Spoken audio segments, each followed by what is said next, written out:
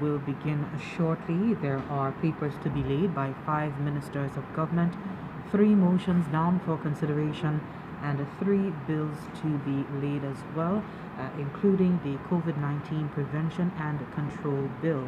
You might have known that the proclamation for revocation of the declaration of state of emergency here in St. Lucia was issued in an extraordinary gazette earlier this week. That was Monday, September 28th, and the associated legislation is hoped by the government of St. Lucia to be replaced with this COVID-19 Prevention and Control Bill.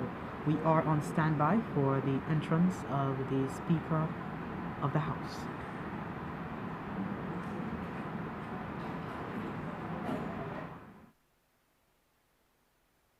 At this time, members of the government and opposition in the Honorable House, we have the Honorable Prime Minister and Minister for Finance, Economic Growth, Job Creation, External Affairs, and the Public Service, Honorable Alan Chasney. We also have in the House, present in the House this morning, Honorable Ezekiel Joseph, Honorable Guy Joseph, Honorable Bradley Felix, Honorable Dominic Fady.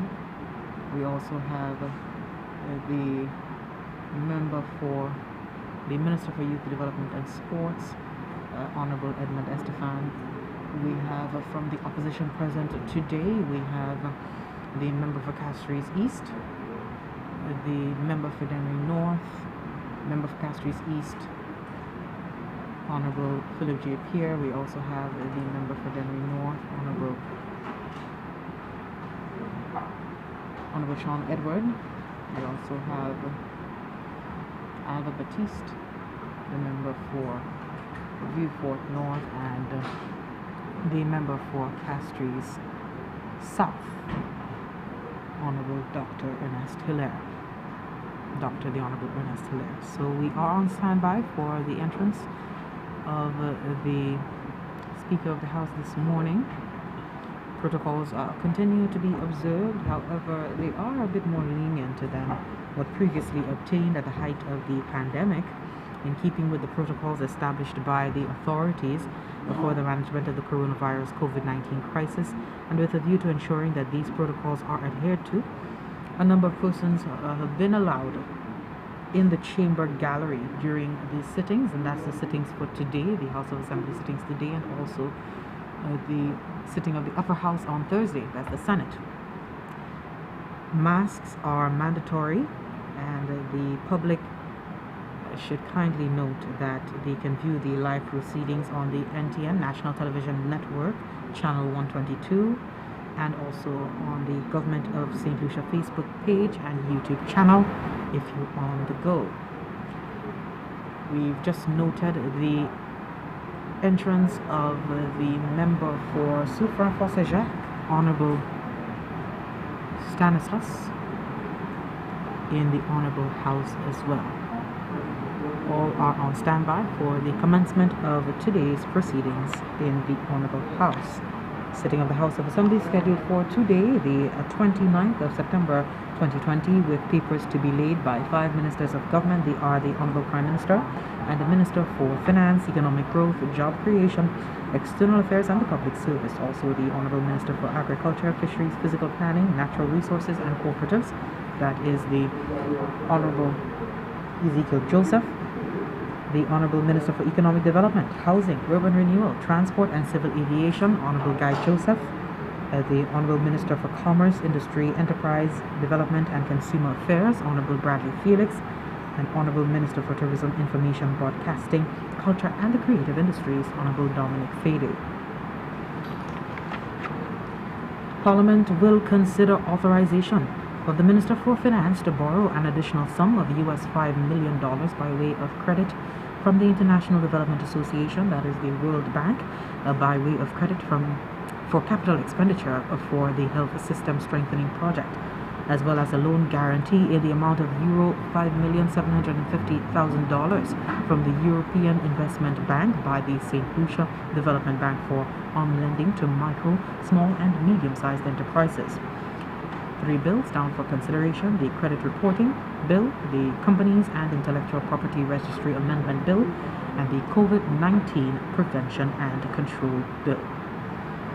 We now stand by for the commencement of today's proceedings with the entrance of the Speaker of the House.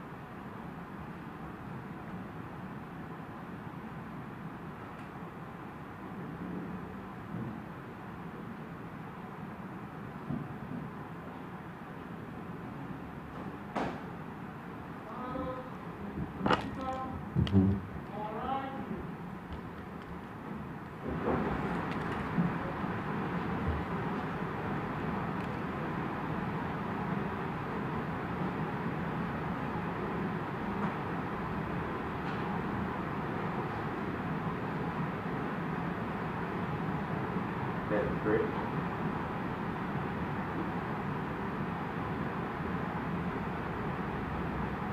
Sovereign ruler, our great Jehovah Elohim, who have granted this and grant unto this nation the democratic ideal by which our destiny may be fashioned, we thank thee that thou hast blessed our land to survive the infectious climates of confusion, uncertainty, helplessness, and irresponsibility. We ask that you preserve us from pestilence, plagues, and continue to preserve us from natural disasters. Almighty God, by whom alone King reigns, and princes decree justice, and from whom alone cometh all counsel, wisdom, and understanding, we, thy unworthy servants, here gathered together in thy name, do most humbly beseech thee to send down thy heavenly wisdom from above, to direct and guide us in all our consultations, and grant that we, having thy fear always before our eyes, and laying aside all private interests, prejudices, partial affection, the result of all our counsel may be to the glory of thy blessed name, the maintenance of true religion and justice, the safety, honor, and happiness of the Queen, the public will, peace, and tranquility of St. Lucia, and the uniting and the knitting together of the hearts of all persons and estates within the same, in true Christian love and charity, one towards another, through Jesus Christ our Lord. Amen. The grace of our Lord Jesus Christ, and the love of God, and the fellowship of the Holy Ghost be with us all evermore. Amen.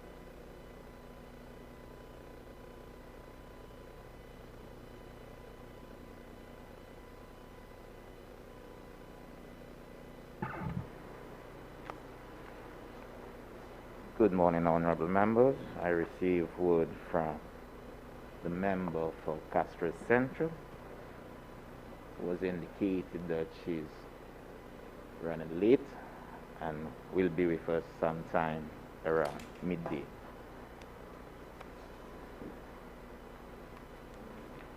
Statements from ministers.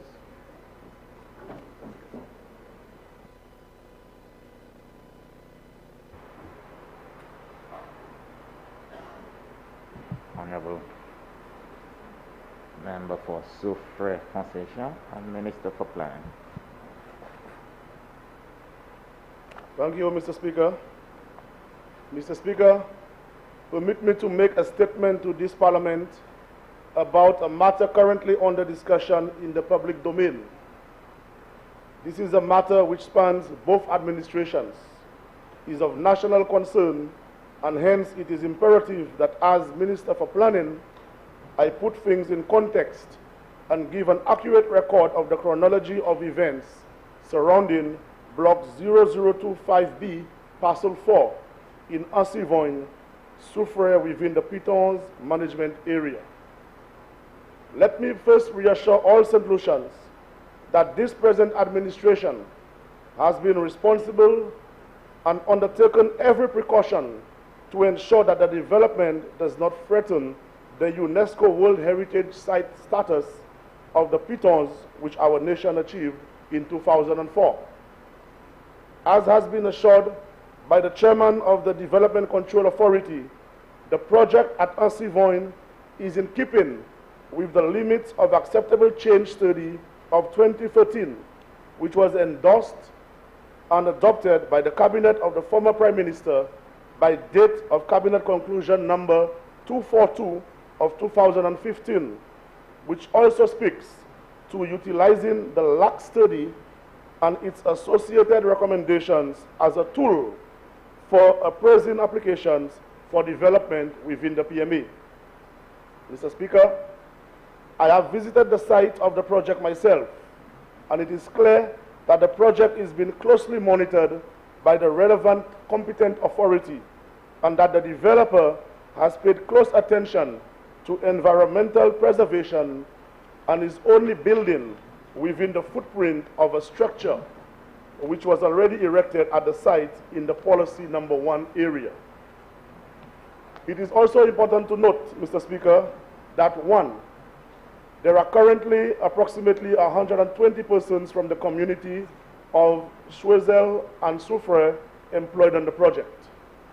Over 1,000 trees will be replanted, and a nursery for the plants currently exists next to the site. The home is 3,500 square feet and is being constructed on foundation which previously existed. The developer and contractors are committed and have continued to abide by strict development rules. Beach access in the area remains public, and in fact, the developer has improved the road access to the beach. A public car park area which didn't exist before has been allocated by the developer, and the developer has also commenced assisting the Soufrière Regional Development Foundation with improving the Gros Piton Nature Trail. As a government, we will continue to monitor this project closely to ensure it stays within the guidelines of the LAC study and it does not compromise the PMA. Notwithstanding that this project meets the criteria outlined by the DCA, there are some who have over the last few weeks tried to paint the picture that our administration has somehow put the pitons in jeopardy, and they have, as usual, sought to prey, spin, and spread the usual propaganda. Mr. Speaker, of course, the spinners have deliberately left out key facts when it comes to all the approvals, assurances, and letters of comfort they provided, not just to the current developer, but to the previous owners of Mondesi Estates, whom they know intricately. Mr. Speaker, permit me to review the chronology of events which led to this development and the designation of the Canadian gentleman currently building as an approved developer by the former Prime Minister. Mr. Speaker, in a letter dated 21st of April 2015, the then owners of Mondesi Estates wrote to the Permanent Secretary in the Ministry of Sustainable Development, Energy, Science and Technology, seeking clarification and pleading their case as to why they needed to sell one of the largest estates near the pitons. In order for this House to understand the issues associated with this area and the grievances of many private landowners near the pitons, it is important that I read a section of the letter which was sent to the then Permanent Secretary and also CC'd to the then Prime Minister, Honorable Dr. Kenny Anthony, and his then Minister for Sustainable Development, Honorable Jimmy Fletcher, as well as the Minister for Physical Planning, Honorable Stanley Felix, along with the two local lawyers, one for the potential buyer who had already put down his deposit on the land, and one for the owners of the land, the Mondesi family.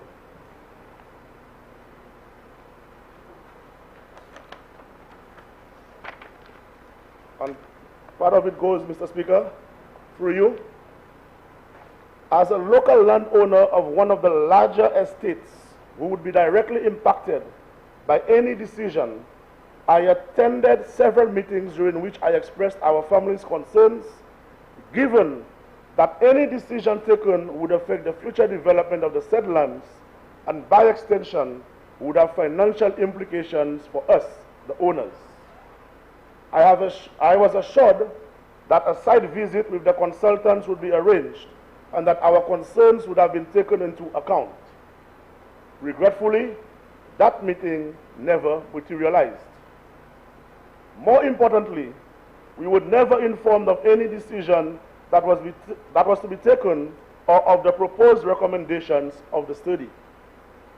We have only found out through third-party affiliates that the entire estate is placed within a no-bill zone. This revelation is troubling, and if substantiated, brings with it some serious financial and legal implications regarding the recent sale of the property as a private residential estate. In addition to all of this, our family's reputation as honest and fair-minded citizens is at stake if we cannot completely, honorably, our obligation to consummate the sale due to the adoption, in our view, of an unbalanced, biased, unreasonable, and unfair set of recommendations. We seek explicit clarification and direction on the way forward, as Mr. Robillard intends to build his vacation home within the site of the demolished estate house. This indeed is the primary reason for purchasing the property. As proud St. Lucians, we have supported the preservation of the pitons as a World Heritage Site and appreciate the need to maintain its natural beauty. Our support, however, does not extend to the confiscation of all the privately held lands that surround them at whatever cost to the landowners.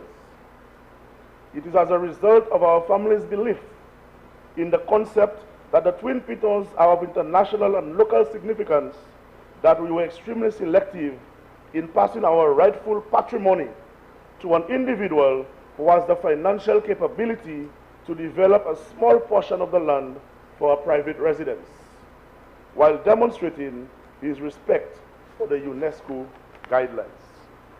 And of course, Mr. Speaker, this is a letter from the Administrator of Mondesi Estates to the then PS of Ministry of Sustainable Development, dated 21st of April, 2015. Mr. Speaker, by letter dated April 28, 2015, the Permanent Secretary of the then Ministry of Sustainable Development, Energy, Science and Technology wrote to a representative of Mondesi Estates Limited, providing clarification on guidelines for development of block and parcel 0025B4.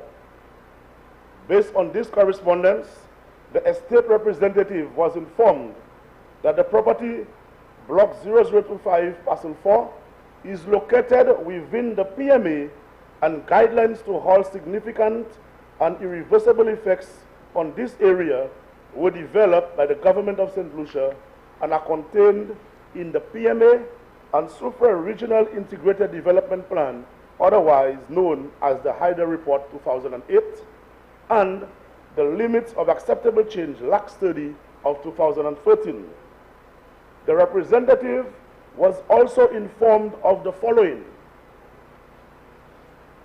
The LAC Study 2013 does, however, recommend that a small-scale development in the Asivon River Valley, setback from the beach, will be considered if, one, it meets in full the limits of acceptable change and design guide for the PMA World Heritage Site, is restricted to local needs and or for conservation purposes.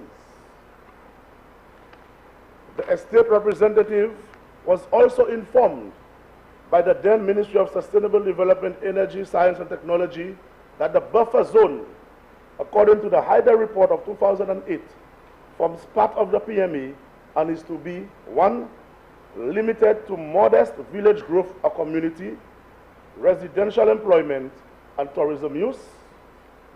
Development is to be within or adjacent to existing settlements and with the steeper slopes protected from development. And three, buildings are to be limited to 2 stories and footprints not to exceed 186 square meters or 2,000 square feet. So, Mr. Speaker, here you have a family who has owned land for decades in Soufrière de Pitons. The land falls within the PMA, and they are now asking for assurances that the new buyer of the land can build. By letter dated May 12, 2015, the family's representative thanked the permanent secretary for the clarification. The correspondence also indicated the following. According to the LAC study of 2013, Policy Area 1 recommends that a small-scale development in the Assiniboine River Valley setback from the beach will be considered if it, 1, meets in full the limits of acceptable change and design guidelines for the PMA World Heritage Site. The buffer zone development is to be within or adjacent to existing settlements and with the steeper slopes protected from development, which according to the HIDA report would be lands above the 160-meter counter line. The letter went on to indicate, in consideration of 1 and 2 above, and in recognition of the need to be in full compliance with the recommendations set out by your ministry and the Ministry of Physical Development, Housing and Urban Renewal, it is only fair to assume that the request for the development of a residence by the owners be deemed acceptable. By letter dated June 10, 2015, a local barrister, writing on behalf of a senior business executive of Canada, wrote to the then Minister for Physical Planning, Housing and Urban Renewal, informing that his client has entered an agreement for sale dated January 23, 2015, paying the requisite deposit for the acquisition of lands in the Assiniboine area in Soufrière for the purpose of constructing an eco-friendly multi-family villa and associated amenities to be used as a vacation unit. The letter further indicated that the investigations have revealed that the property is located in the PMA, and it has been drawn to our client's attention that there might be difficulty in being allowed to build on the property given its location. The letter went on to state, in the circumstances, we are seeking clarification from you, or indeed your ministry, that our client can in fact build on the property, of course, in accordance with the approval of the DCA on satisfying the necessary building requirements. The letter further stated that our clients are in the process of getting an artist impression and floor plan for the property, but would need confirmation that they can in fact build on the property, and perhaps a certified drawing from the ministry showing which area they can build upon or the building footprint can be placed. By letter dated September 16, 2015, the then Minister for Physical Development, Housing and Urban Renewal wrote to the lawyer informing that the proposed development falls within the Pitons management area and as such is subject to the rules governing all such lands. The letter further stated, Mr. Speaker, that notwithstanding the rules, the letter further stated that notwithstanding the rules does provide for the construction of one family home on the basis that the developer is a local concern. It continued to state that the design would be subject to the provisions of the limits of acceptable change and the DCA. The letter urged the submission of an application for consideration at the soonest. By letter dated October 27, 2015, the lawyer wrote on behalf of his client to the then Prime Minister requesting incentives pursuant to the Special Development Area Act. The letter indicates the following. Most of the property is located in the World Heritage Site, and as such, it is our client's desire to have designed and erected an eco-friendly luxury property to be enjoyed by visitors in keeping with the area. After reviewing the LAC report and discussion with the relevant ministry, the client is satisfied, and as such is looking to close the deal on Friday, 30th October 2015. In the premises, pursuant to the Special Development Area Act, Cap 15.29, being mindful of government's constraints, both the vendor and purchaser requested that we apply for a 50% waiver of both the stamp duty and vendor's tax on the transaction value at US $8.5 million. By letter dated December 28, 2015, the then Prime Minister of St. Lucia responded to the lawyer and indicated the following. Remember, Mr. Speaker, the lawyer specifically said it falls within the Piton World Heritage Site in his request to him. Subject to the resolution of all outstanding issues regarding the status of that part of the property which falls within the World Heritage Site, I am pleased to advise you that pursuant to Section 4.2 of the said Act, has been granted status of approved developer. Under this designation, the vendors and purchaser are initially entitled to the following concession: 15% waiver of both the stamp duty and vendor's tax on the purchase of block and parcel 0025B4 for the construction of an eco-friendly luxury property up to a total of CIF value of United States $8,500,000. This concession is applicable for a period of 6 months, ending on June 30th, 2016. After all these assurances, reassurances, and letters of comfort by the former Minister for Physical Development, the then Ministry for Sustainable Development, and the former Prime Minister, the applicant first submitted an application to the Development Control Authority for Block 0025B, Parcel 4, on September 14, 2016. The application was for a touristic proposal for land use and concept for part of approximately 0.4 hectares or 1 acre on Block 0025B, Parcel 4, ARN 722/16. The following were the components of the application, Mr. Speaker: gatehouse, golf carport, 5 units, staff dwelling 2 units, laundry pavilion, farm building, great house, reflecting pool, formal dining pavilion inclusive of kitchen, spa and massage facility, owner's suite, owner's family cottages 3 units, small guest cottages 4 units, large guest cottage, new trail for electric cars, large palapas 2 units, small palapas 3 units.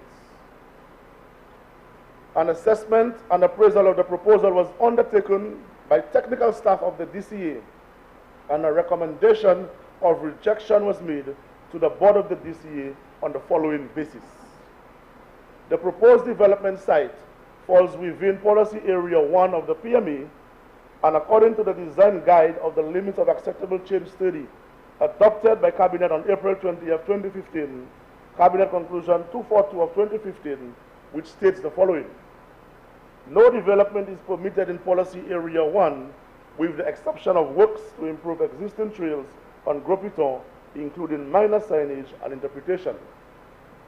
At the DCA board meeting of November 9, 2016, the application 722/16 was presented but not considered, and a decision was not taken because the applicant withdrew the application. By letter dated January 16, 2017, the DCA wrote to a representative for the project informing that the developer reapplied to the DCA for the construction of a single-family private dwelling on parcel 0025, block 0025, as 4, in accordance with the requirements of the DCA. On March 13, 2017, the applicant submitted another application to the DCA for approval in principle for land use and concept to construct a one-story single-family residential building on 2,640.4 square meters or 28,406 square feet of block 0025, parcel 4, ARN 182/17. At the DCA board meeting of April 1st, 2017, the application was rejected and the decision communicated to the developer by letter dated April 26, 2017. The basis for the rejection was as follows.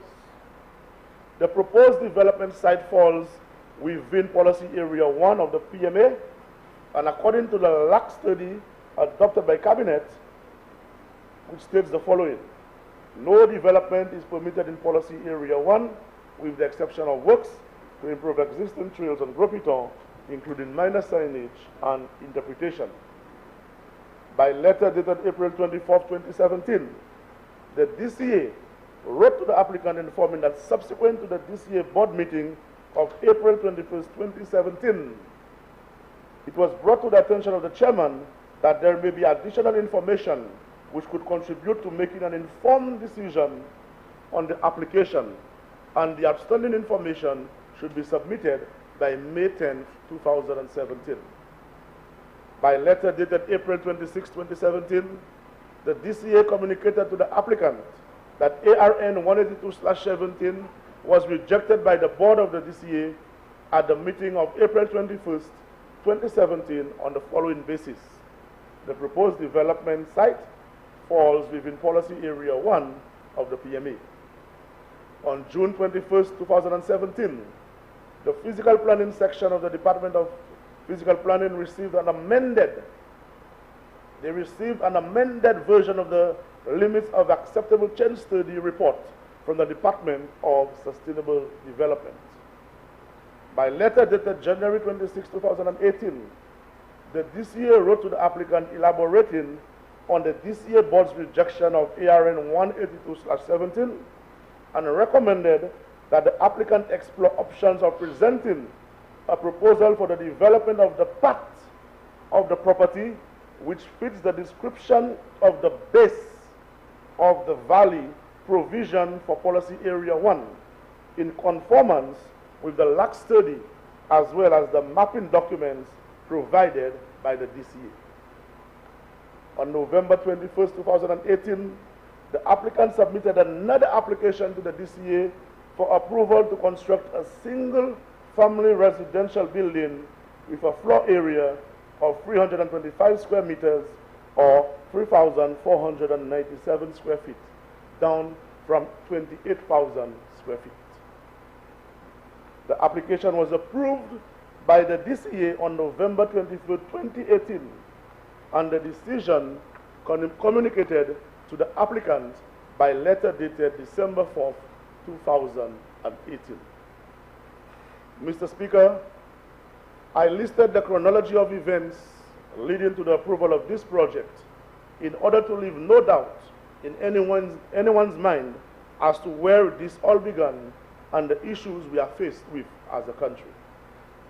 You cannot bury your heads in the sand and shirk your responsibility or pretend or spin the letters and assurances that you signed or members of your cabinet endorsed.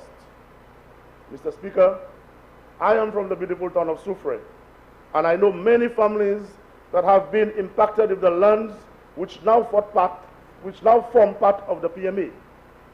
The fact is, there are existing communities within the PMA. The point of the Limits of Acceptable Change study was to ensure we find that balance. Let me say once again, the pitons are not being sold. The World Heritage status is not at risk. After all the promises and assurances given by the former administration, as a government, we have worked with the developer to scale down the development in keeping with the guidelines of the PME. Mr. Speaker, I know the season we are in. However, as responsible representatives of the people, we must recognize that this issue is too important for us to play cheap politics. Let us discuss the facts regarding the PME, taking into account the plight of the families who own private lands near the PME, the rules and guidelines established to manage development within the PME, the protection of livelihoods, and the protection and preservation of our World Heritage Site. I thank you, Mr. Speaker.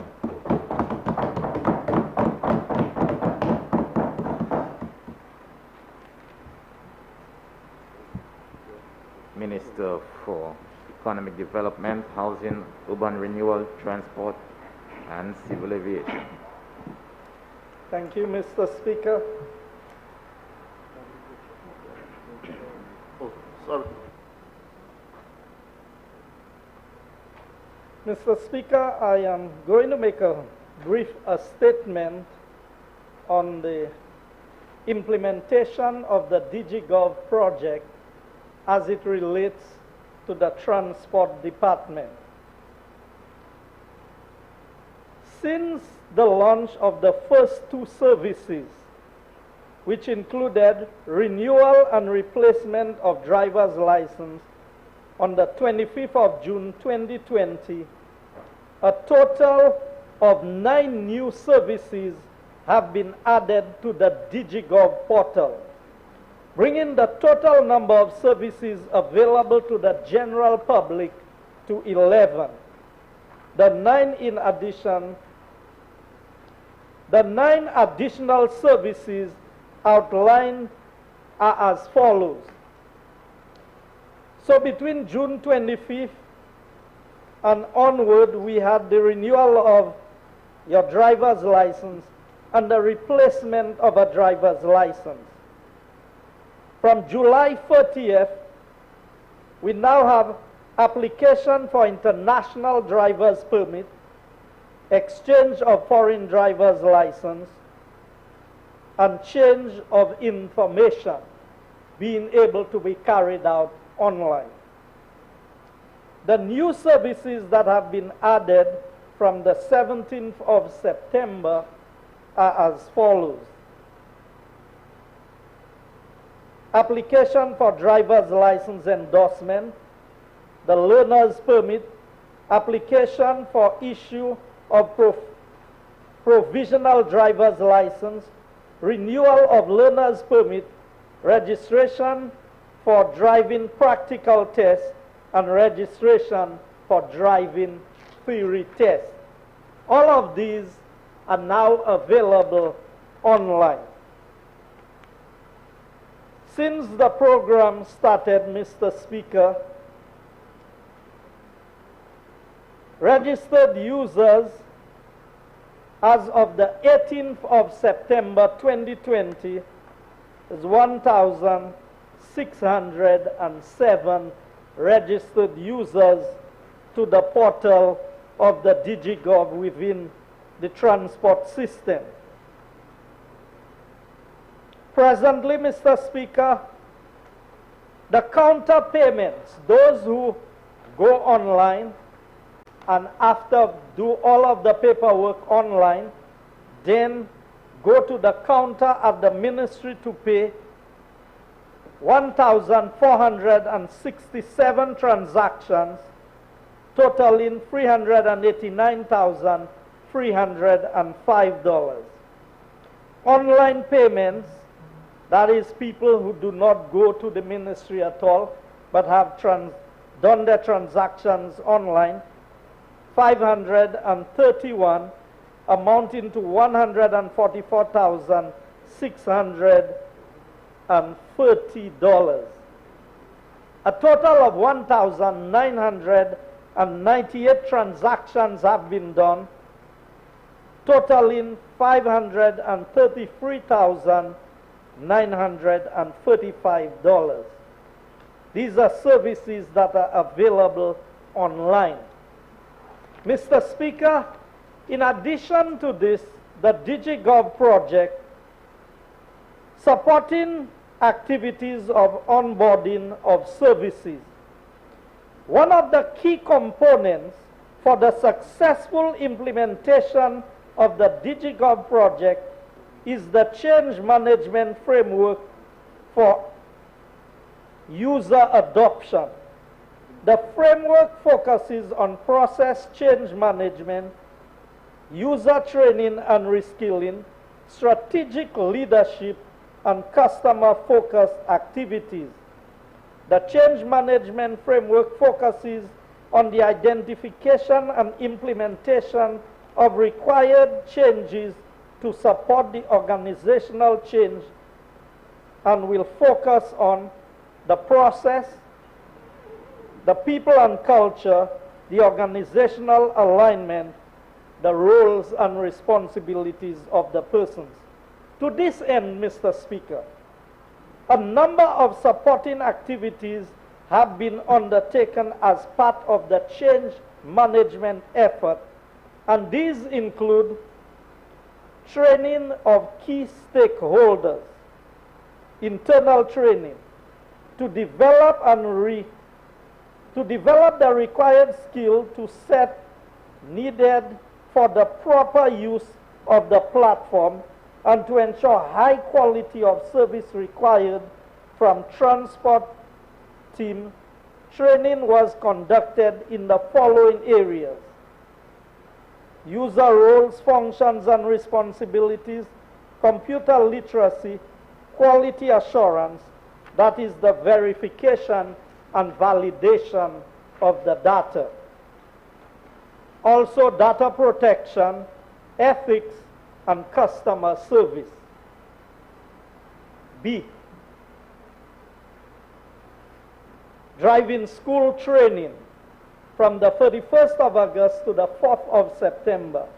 An estimated 60 driving school personnel underwent training sessions. These sessions focused on introduction to the Government of St. Lucia modernization, introduction of the DigiGov platform, its functions and processes, hands-on training on the use of the DigiGov platform, online application for learner's permit, online booking of theory and practical driving exams, and online payment. And Mr. Speaker, the reason why we are moving in this direction is because of the number of persons who have to go to the department to do transactions. Now it can be done online. Traffic police engagement. On Monday the 7th of September, the traffic police, a key stakeholder, was engaged and updated on the new services and the changes to the various driving documents. The application process was described and the learner's permit design and security features were demonstrated. The meeting also served as a means of gaining their feedback on the platform and some of their requirements that will support more effective traffic policing efforts. And with the new driver's license, Mr. Speaker, if you have received yours, there are some security features that only the police have been trained to identify. So if they pull you over with a license and it's a fake license, most likely you would be caught. Legal and regulatory environment. The government's digital transformation agenda must be supported by strong legislative framework. A modern and responsive legal and regulatory framework is key to the success of the digital transformation. As we streamline public service processes through the use of ICT, it is necessary to ensure the business climate in St. Lucia has the necessary legal and regulatory support to facilitate a fair and effective public service delivery. To this end, a substantive number of legal reviews and legislative reforms relevant to the project are required. The department was able to secure technical support from Compete Caribbean to support the renewed stance to address gaps, duplications, overlaps, and inconsistencies that have been identified under the legislative gap analysis completed under the business process re-engineering exercise. And out there, we have the commitment to Compete Caribbean includes legal advice and recommendations on the structure and scope of the new bills and proposed amendments to existing legislation. And these include drafting of the Electronic Transaction Amendment Bill to effect updates as identified under the gap analysis, draft of Digital Government Bill as identified under the gap analysis. This includes issues of cloud computing and exchange of data, draft data sharing legislation which may form part of the digital government legislation.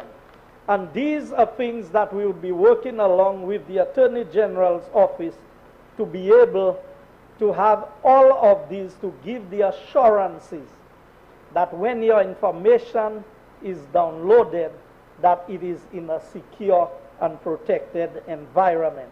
So these legislative things will come to Parliament at a later date. For the transport service,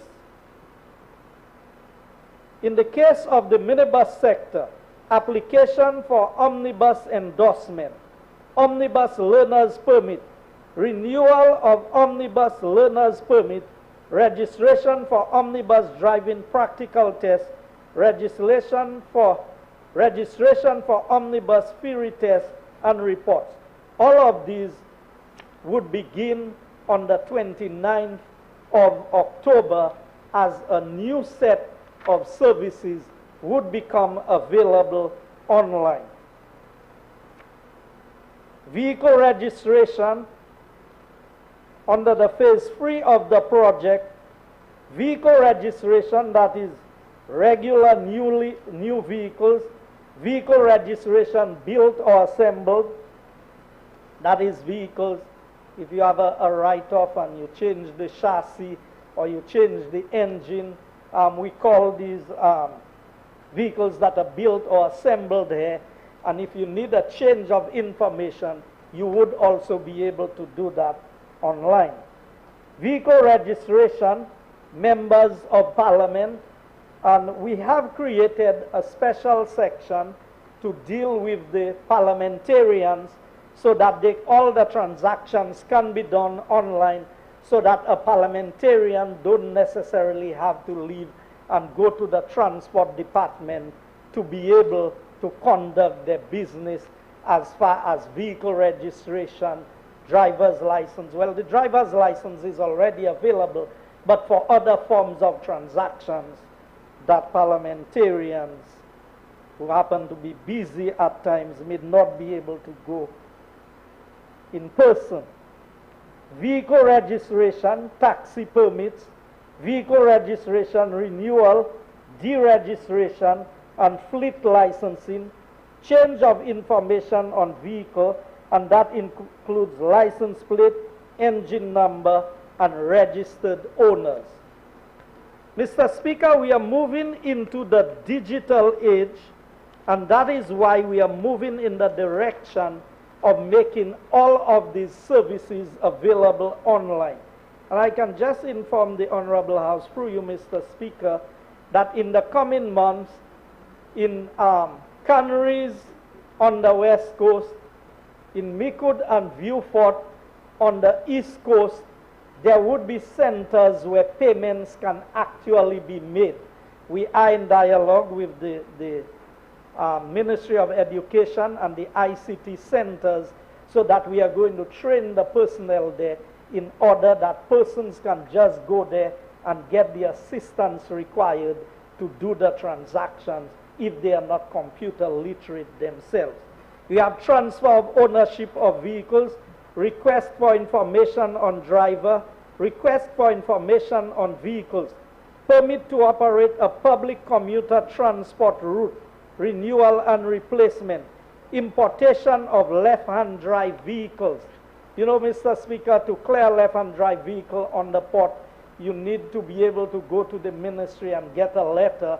Now that will be available online, and you can get your permit online, which would be forwarded to the customs and the port authority so that you can get your vehicle cleared without physically having to go to the department.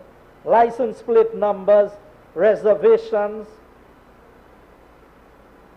And when, Mr. Speaker, if presently you sell a vehicle and you want to reserve your number plate, you have to write to the ministry, write a letter to say you want that number reserved in the system. You would now be able to sell your vehicle and reserve your number online. Then you have, well, reservations, the deregistration, and the personalized plates. So for those who would want personalized plates, they can also, in the next set of services, they would be able to apply online. Visitors permit books, registration, issuance of books, and reconciliation. And it means that, Mr. Speaker, somebody coming from overseas can actually get their permit ready even before they land in St. Lucia if they want to rent a vehicle. This is the modernization that we are talking about in terms of DigiGov and taking the country forward. In conclusion, Mr. Speaker, the Digital Government Services Platform, DigiGov, is seeking to meet those expectations placed upon the government by its people.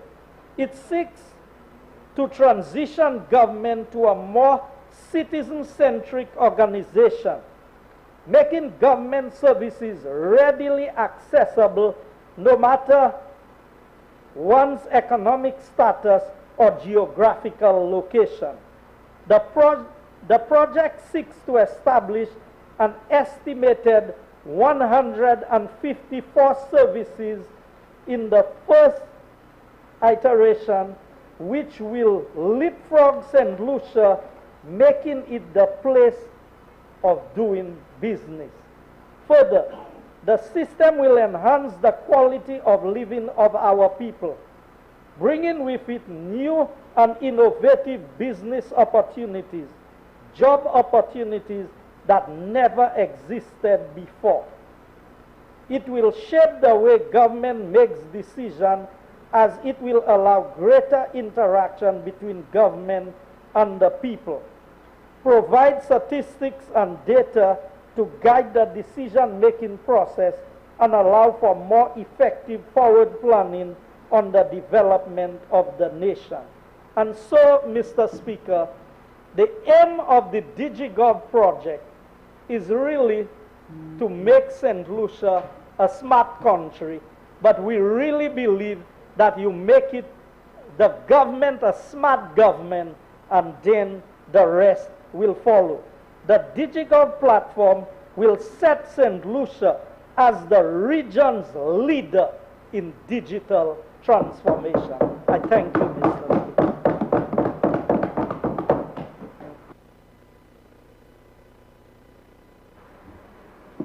Minister for Tourism. Thank you very much, Mr. Speaker. Mr. Speaker, it gives me great pleasure today to rate our ongoing reopening of the tourism industry as a most outstanding success. Mr. Speaker, on June 4th, we took a bold step to reopen our borders in an effort to strategically reopen our tourism industry amid a most challenging time for the global travel industry. In the face of shutdowns in major markets like the UK and Canada, the United States was the only jurisdiction open to accepting travel to and from tourism-starved destinations like St. Lucia. Even the U.S., Mr. Speaker, had placed the world on inhibitive travel advisories and had by then become the global epicenter of COVID-19. With Canada and the UK being closed and the risk the United States presented demanded the best of our resources in order to cope, Mr. Speaker. But Mr. Speaker, please permit me to say today that our country, a small island developing state, didn't just cope. It overcame many obstacles and broke many records in public health and tourism management. Mr. Speaker, today I salute all the frontliners, our police officers, our nurses, our doctors. Mr. Speaker, all the hardworking members of the command center, the strong leadership of the Minister of Health and the CMO, and also, Mr. Speaker, my cabinet colleagues, led by our Honorable Prime Minister. Mr. Speaker, on July 9th, we welcomed our first flight into St. Lucia with much fanfare and success, as American visitors, Mr. Speaker, descended on the safest piece of paradise in the world. Mr. Speaker, you will recall that while many were calling upon the government to end and to remove the protocols which they said were inhibitive to travel, we, Mr. Speaker, thought that we had to do right by the St. Lucian people, protecting their health and safety from the global pandemic. And so, Mr. Speaker, at every step of the journey, we did prioritize the safety of the St. Lucian people. To date, Mr. Speaker, some 25 hotels have been COVID certified. 500 taxi drivers have also been approved to operate. Dozens of vendors and hospitality employees have been trained to deliver world-class service within a most pressing time for our country. Mr. Speaker, over 6,000 visitors have so far arrived to mark a successful recovery of our vital tourism industry. Whilst our country recorded only one additional positive COVID case from an international visitor. Mr. Speaker, clearly we see that when one compared the numbers between the amount of visitors arrived and the amount of COVID cases that came just one, it showed clearly, Mr. Speaker, that the health authorities did a most remarkable job in managing the tourism inflows at a most difficult time. Over 2,000 jobs are back in the hospitality industry, and more jobs, Mr. Speaker, will be added. Mr. Speaker, when 75% of our tourism room stock opened by November 1st, the bookings, Mr. Speaker, suggest that by March 2021, the island should welcome some 17,000 arrivals, or back to 50% of where we were pre-COVID. And so, Mr. Speaker, this is a most remarkable outcome that we have seen. The world, Mr. Speaker, continues to respond in a most favorable way, Mr. Speaker, to St. Lucia's management of COVID-19, but also in the manner that we showed the world and indeed the Caribbean that we can coexist with this unprecedented pandemic. Mr. Speaker, our country continues to build its airlift capacity in an effort to escalate the rebound and to create more tourism jobs and rebound businesses. At present, Mr. Speaker, there are 16 flights a week flying to St. Lucia from the United States, the UK, and the Caribbean, signaling tremendous confidence in the way that we have managed the recovery of tourism. Mr. Speaker, I can simply state that travel writers the world over continues to credit St. Lucia as having the best reopening among the countries of the Caribbean Latin America, North and South America. And that again, Mr. Speaker, is the great testament to which we continue to show our worth and value as a small country in the world. Mr. Speaker, remarkably, Thomson Airline has just announced that St. Lucia on November 3rd will become the first and only long-haul destination in the entire world where it will resume service.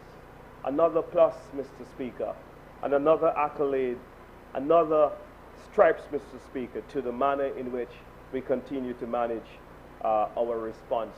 Phase 4, most difficult phase, Mr. Speaker, in the COVID-19 pandemic. Mr. Speaker, this is just some among some of the glowing testimonies bestowed upon our island stellar response to COVID. But, Mr. Speaker, I must note that while we've had these successes, many businesses, especially within the ancillary service sector, continue to struggle, continue to find the going tough, Mr. Speaker, as it is most difficult to be able to stave off a lack of business that is coming in. Mr. Speaker, many small properties, villas included, car rental companies, restaurants, and the likes, Mr. Speaker, whenever we meet with them, they continue to say to us about the difficulties that they are facing. But notwithstanding, Mr. Speaker, the signs of the future are encouraging, and it is only a matter of time before our island will return to the full levels of pre-COVID. Mr. Speaker, it is also important to state that we would not have been here at this phase, poised to embark upon phase 2, if our public health management was not up to the task. It must be noted, Mr. Speaker, that many reports highlight St. Lucia as the best jurisdiction in the Caribbean and among the best in the world for COVID-19 response.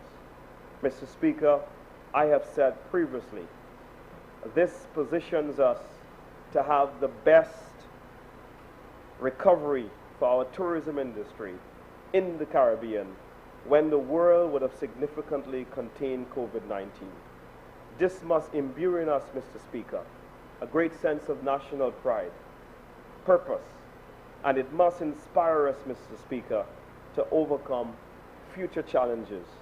Mr. Speaker, with these few words, I thank you for your indulgence and for allowing me the opportunity to update the House very briefly on the gains we have made on the tourism recovery. I thank you.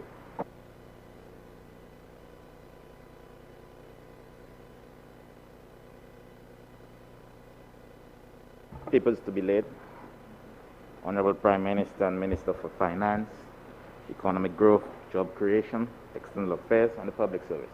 Speaker, I beg to lay the following papers standing in my name. Statutory Instrument number 119 of 2020, Fiscal Incentives, Fresh Start Construction Company Limited Order. Statutory Instrument number 120 of 2020, Finance Administration Act, Resolution of Parliament to borrow for capital expenditure, Coronavirus Disease 2019 Emergency Response Support Loan.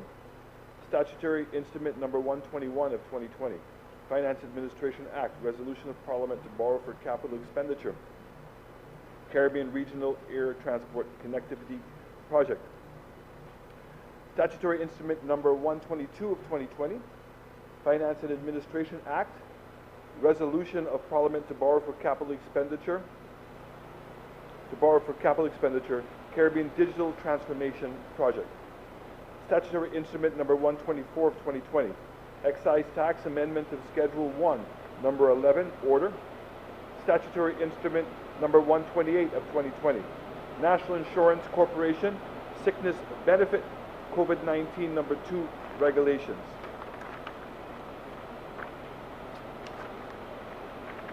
Statutory Instrument number 130 of 2020, Excise Tax Amendment of Schedule 1, number 12, Order. Statutory Instrument number 131 of 2020, Extraordinary Surrender of Fugitive Order. Statutory Instrument Number 133 of 2020, Fiscal Incentives Vision Express Company Limited Order. Statutory Instrument Number 134 of 2020, Immigration Visa Amendment Order. Statutory Instrument Number 135 of 2020, Legal Profession Eligibility, Damien Earl Stephen Kelsick Order. Statutory Instrument Number 136 of 2020, Emergency Powers Disasters COVID-19 Operations and Safety Measures Order. Statutory Instrument Number 137 of 2020, Emergency Powers Disasters COVID-19 Declaration of Quarantine Facilities Order. Statutory Instrument Number 138 of 2020, Fiscal Incentives Bryson Company Limited Order. Statutory Instrument Number 140 of 2020, Special Development Areas Amendment of Schedule 1, Number 2 Order. Statutory Instrument Number 141, 2020, Legal Profession Eligibility Arthur David Compass Order. Statutory Instrument Number 142 of 2020, Legal Profession Eligibility Fayard Hussein Order. Statutory Instrument Number 143 of 2020, Legal Profession Eligibility Sasha Dawn Shalini Bridgemoth Singh Order. Statutory Instrument Number 144 of 2020, Geographical Indications Amendment Regulations. Statutory Instrument Number 145 of 2020, Industrial Designs Amendment Regulations. Statutory Instrument Number 146 of 2020, Trademarks Amendment Regulations. Statutory Instrument Number 148 of 2020, Excise Tax Amendment Schedule 1, Number 13 Order. Statutory Instrument Number 149 of 2020, Constitution of St. Lucia, Proclamation for Revocation of Declaration of State of Emergency. Statutory Instrument Number 150 of 2020, Legal Profession Eligibility, Magali Guadalupe Marin Young Order. Integrity Commission Annual Report for Declaration Year 2018. Financial Services Regulatory Authority Annual Report 2018.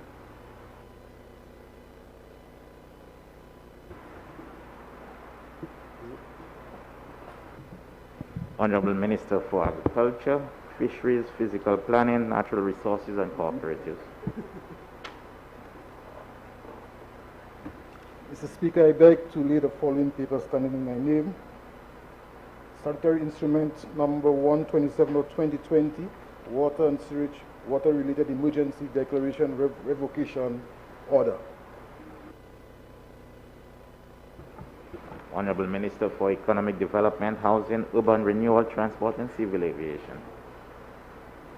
Mr. Speaker, I beg to lay the following papers standing in my name. Statutory Instrument Number 125 of 2020, Telecommunications Land Mobile Radio Fees Exemption, Office of the Prime Minister Order. Statutory Instrument Number 126 of 2020, Telecommunications Maritime Mobile Radio Fees Exemption, Department of Agriculture, Fisheries, Natural Resources and Cooperatives Order. Honorable Minister for Commerce, Industry, Enterprise Development and Consumer Affairs. Mr. Speaker, I beg to lay the following papers standing in my name. Statutory Instrument Number 123 of 2020, Price Control Amendment Number 12 Order. Statutory Instrument Number 129 of 2020, Price Control Amendment Number 13 Order. Statutory Instrument Number 159 of 2020, Invest St. Lucia Belvedere Soufriere Vesting Order. Statutory Instrument Number 147 of 2020, Price Control Amendment Number 14 Order. Honorable Minister for Tourism, Information, Broadcasting, Culture and Creative Industries. Mr. Speaker, thank you very much. I stand to lay the following papers in my name.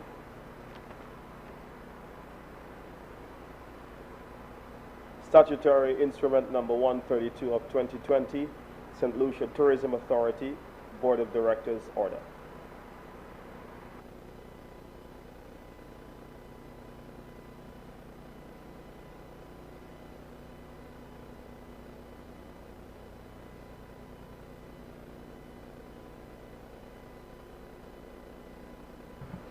Motions.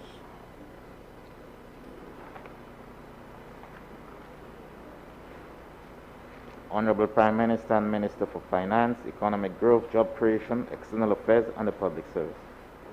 Speaker, I beg to move the following motion standing in my name. Whereas it is provided by Section 391 of the Finance Administrative Act, Cap 1501, the act that the Minister of Finance may, by resolution of Parliament, borrow money from a bank or other financial institution for the capital expenditure of government. And whereas it is further provided by Section 42(1) of the Act that there shall be a charge on and paid out of the consolidated fund debt charges for which the government is liable. And whereas the Minister of Finance considers it necessary to borrow an amount of US $3.750 million from the CARICOM Development Fund for the purpose of providing financial assistance to support the implementation of the Village Tourism Initiative by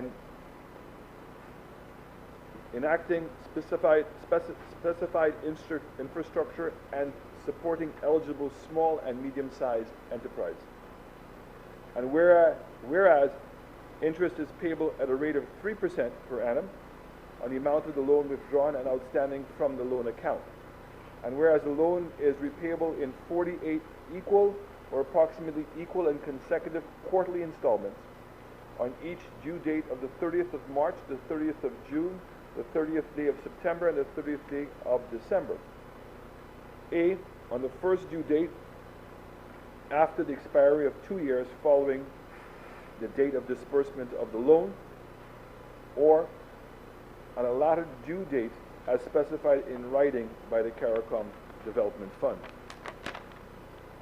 Be it resolved that the Parliament authorizes the Minister of Finance to borrow an amount of US $3.75 million from the CARICOM Development Fund for the purpose of providing financial assistance to support the implementation of the Village Tourism Initiative by enhancing specified infrastructure and supporting eligible small and medium-sized enterprises.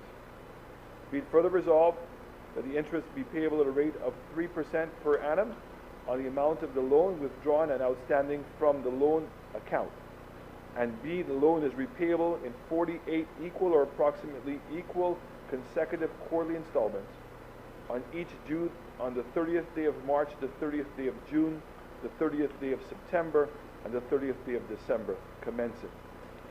1, on the first due date after the expiry of the 2 years following the date of the disbursement of the loan, or 2, on a latter date specified in writing by the CARICOM Development Fund. This resolution is before Parliament to authorize the Minister to borrow the amount of $3.75 million from the CARICOM Development Fund for the implementation of Village Tourism Initiative. Mr. Speaker, the Village Tourism Initiative is a prime example of our government's investment in the people of St. Lucia. Each community within St. Lucia possesses its own unique cultural, historical, and physical characteristics, which affords each community the opportunity to be separately and uniquely marketed as a tourism product. Much has been said about the mass tourism and the all-inclusive resort model. This initiative, however, will facilitate an investment in every community across the island and presents an opportunity to every willing St. Lucian to take part in the tourism sector. It is not about tourists coming to St. Lucia and remaining in the resorts during their stay, but about tourists venturing out into all our communities, interacting with the ordinary St. Lucians, and contributing to our local economy in a more meaningful way. The main objective of village tourism is the diversification and enhancement of St. Lucia's tourism product and the broadening of opportunities for our local communities to take up a more active role in the tourism sector. Village tourism will foster enterprise development in our towns and villages, while offering unique community-based experiences to visitors, resulting in increased value added to the local enterprise. It will transcend to an enhanced visitor experience increased rural employment opportunities, and an overall improvement in the quality of life of solutions, both directly and indirectly. The CARICOM Development Fund provided grant funding to finance the development of the village tourism policy and strategy, which was completed and approved by the government of St. Lucia on the 5th of November 2019. A key component of the policy is the establishment of the Village Tourism Incorporated, a suite of centralized services that will assist in reducing investment risk to micro, small, and medium-sized enterprises, improve access to finance, and provide incentives to stimulate investment in tourism businesses. The initiative which is financed through extremely concessional terms, is intended to enhance selected tourism-related infrastructure and improve the volume and quality of services provided by the MSMEs in the tourism sector. This is aimed at encouraging entrepreneurship, lowering unemployment, increasing exports, and expanding household income. The main objective of the Village Tourism Project is to improve the competitiveness of the tourism industry by addressing some of the challenges faced by micro, small, and medium-sized enterprises. It therefore seeks to coordinate and harmonize the actions necessary to increase local ownership of tourism assets with a high growth potential, and will focus initially on local accommodation, restaurants and bars, which will then cause other entrepreneurial type activities and other complementary services to springboard in the communities where located. The overall objective of the village tourism is to remove barriers to ensure local economic development through local inclusion and local investment, to develop sustainable village-based tourism activities that ensures the socio-economic cultural authenticity of host communities are respected.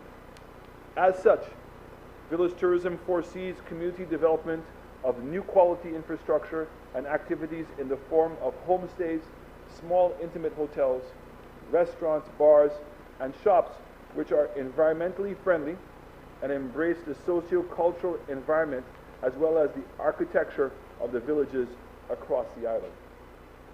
Mr. Speaker, this overall objective will be achieved by providing services that will assist in reducing investment risk for MSMEs, improving access and affordability of finance, developing and promoting incentives that will stimulate investment in small tourism businesses, providing key business operations support services, providing targeted training in the response to identified weaknesses, and administering a franchise to encourage the adoption of branding, safety, and quality standards which has international appeal for the continued success of those businesses. Mr. Speaker, one of the major outcomes anticipated by village tourism is to provide internationally recognized branding and marketing through regional and international networks and channels. This will ensure the sale and distribution of all village tourism franchisee products in a central pool and on a common platform. It will act as a voice and a booking engine for all participants on their brand portfolio. As part of the major outcomes, village tourism will improve skills and competencies of local business persons in order to provide long-term sustainability for capacity development, promote entrepreneurship, and support businesses, starting ups, or independent activities in non-agricultural fields in the rural communities, and increase the employability of persons coming from rural areas. In a nutshell, Mr. Speaker, tourism will create economic activity and employment in the villages, facilitate improvement in living conditions, and foster the reduction of poverty. It will take a destination approach and will focus on targeted communities: Gros-Soleil, Anse-Lorraine, Soufrière, Choiseul, Labrie, Vieux-Fort, Micoud, Dennery, and Babineau. The direct, indirect, and induced impacts of the accommodation and supporting facilities and amenities under the village tourism will result in reduced poverty levels and improve the standard of living of all visitor touch points.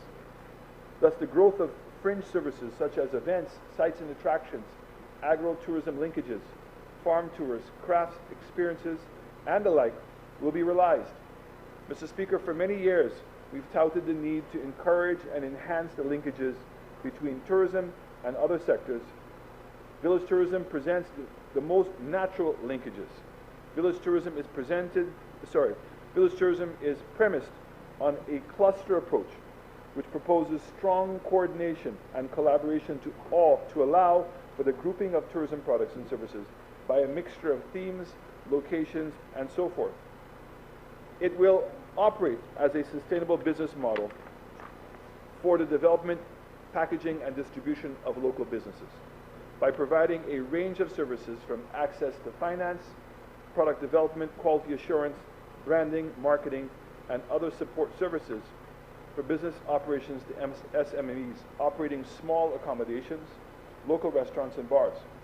Village tourism will therefore include the following key components: organizational development, product development and support services, human resource capacity building for improving SMEs' performance and service excellence, improved access to finance for SMEs, branding, management, marketing, promotions, and distribution, improvements to key critical village infrastructure. Mr. Speaker, Section 39(1) of the Finance Administrative Act provides for the Minister of Finance to borrow money from a bank or other financial institutions for the capital expenditure of government.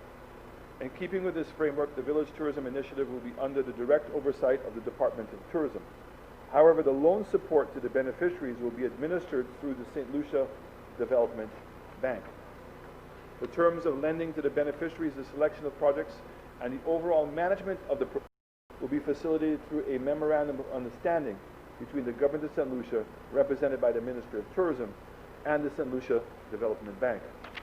The project budget is estimated at US $6,154,893 US. The Government of St. Lucia will contribute US $1,469,230 directly to the project, while the CDF will provide the remaining funds through a mix of loan and grant financing.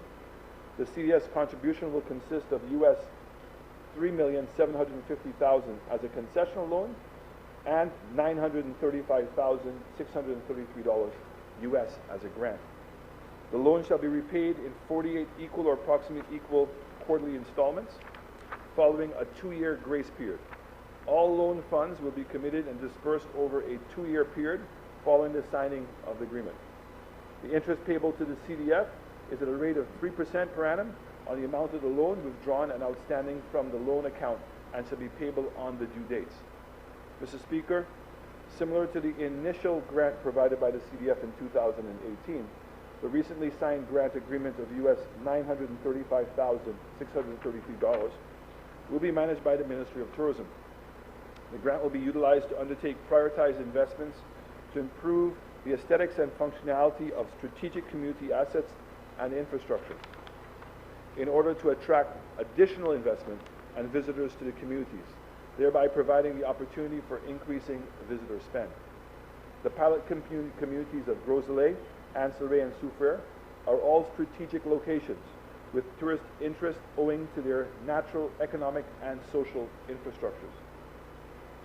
The three villages have different assets, but they share common characteristics, and although the waterfronts have played an integral role in the socioeconomic life of community members, their beachfronts are underused, underdeveloped, and detract from the inherent beauty of the communities.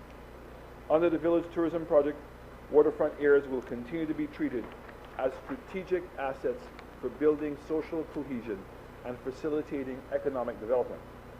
The expected outcomes will be recreational enhancements, tourism-based economic development, and community involvement.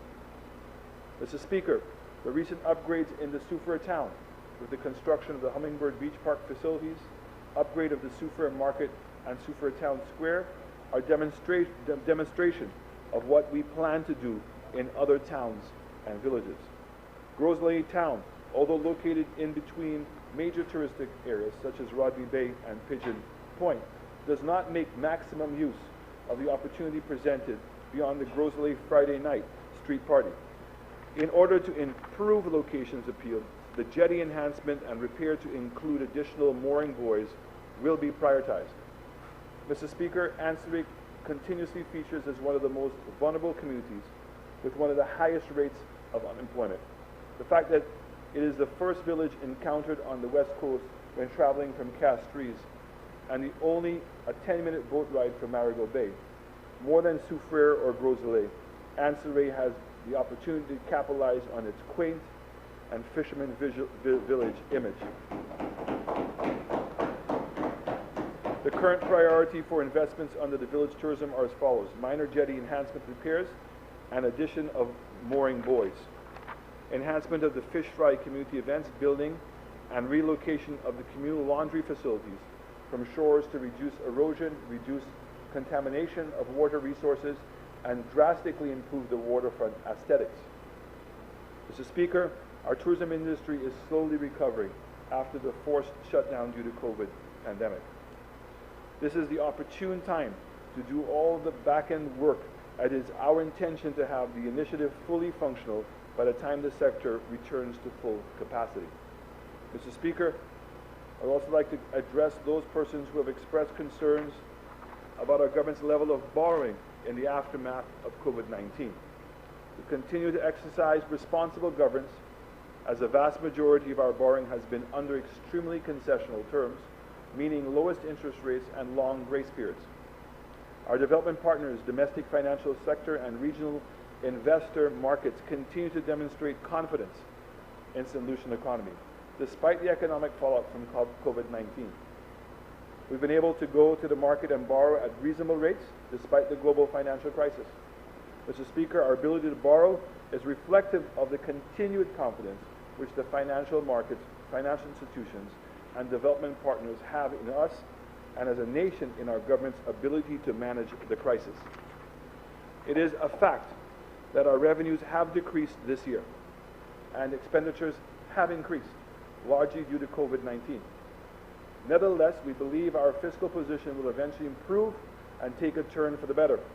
The level of our interest in St. Lucia as a destination remains strong, particularly since the world is seeing how well we have managed the healthcare response to the pandemic.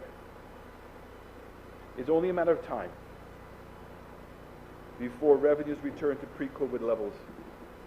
In the meantime, we have no choice but to borrow to fill the financing gap which currently exists. Mr. Speaker, the Village Tourism Initiative has been in the making for some time now, certainly before COVID-19 pandemic. We have worked tirelessly to develop the concept, policy, and strategy, and now we are ready to implement with the support of our people. Many are ready to embrace this opportunity to own part of the tourism product, and we will do everything possible to make it happen. Mr. Speaker, this initiative will provide much needed support to the individuals and SMEs desirous of participating in the tourism sector. This project will provide the requisite funding and technical assistance. I therefore present this resolution to the Honourable House for approval, and also remind members that we have come to the House and approved an appropriations bill of which village tourism was incorporated. So while this is borrowing, it is not new borrowing, it is taken into account, has been taken into account in our budget for 2020-2021. Thank you.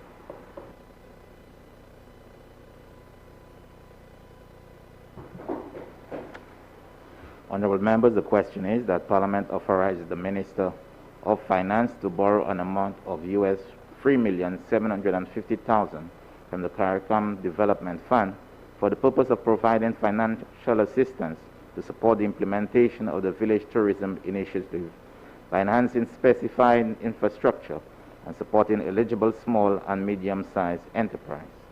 Be it further resolved that A, interest is repayable at a rate of 3% per annum on the amount of the loan withdrawn and outstanding from the loan account, and B, the loan is repayable in 48 equal or approximately equal and consecutive quarterly installments on each due date of the 30th day of March, 30th day of June, 30th day of September, and the 30th day of December, commencing 1, on the first due date after the expiry of 2 years following the date of the disbursement of the loan, or 2, on the later due date as specified in writing by the CARICOM Development Fund.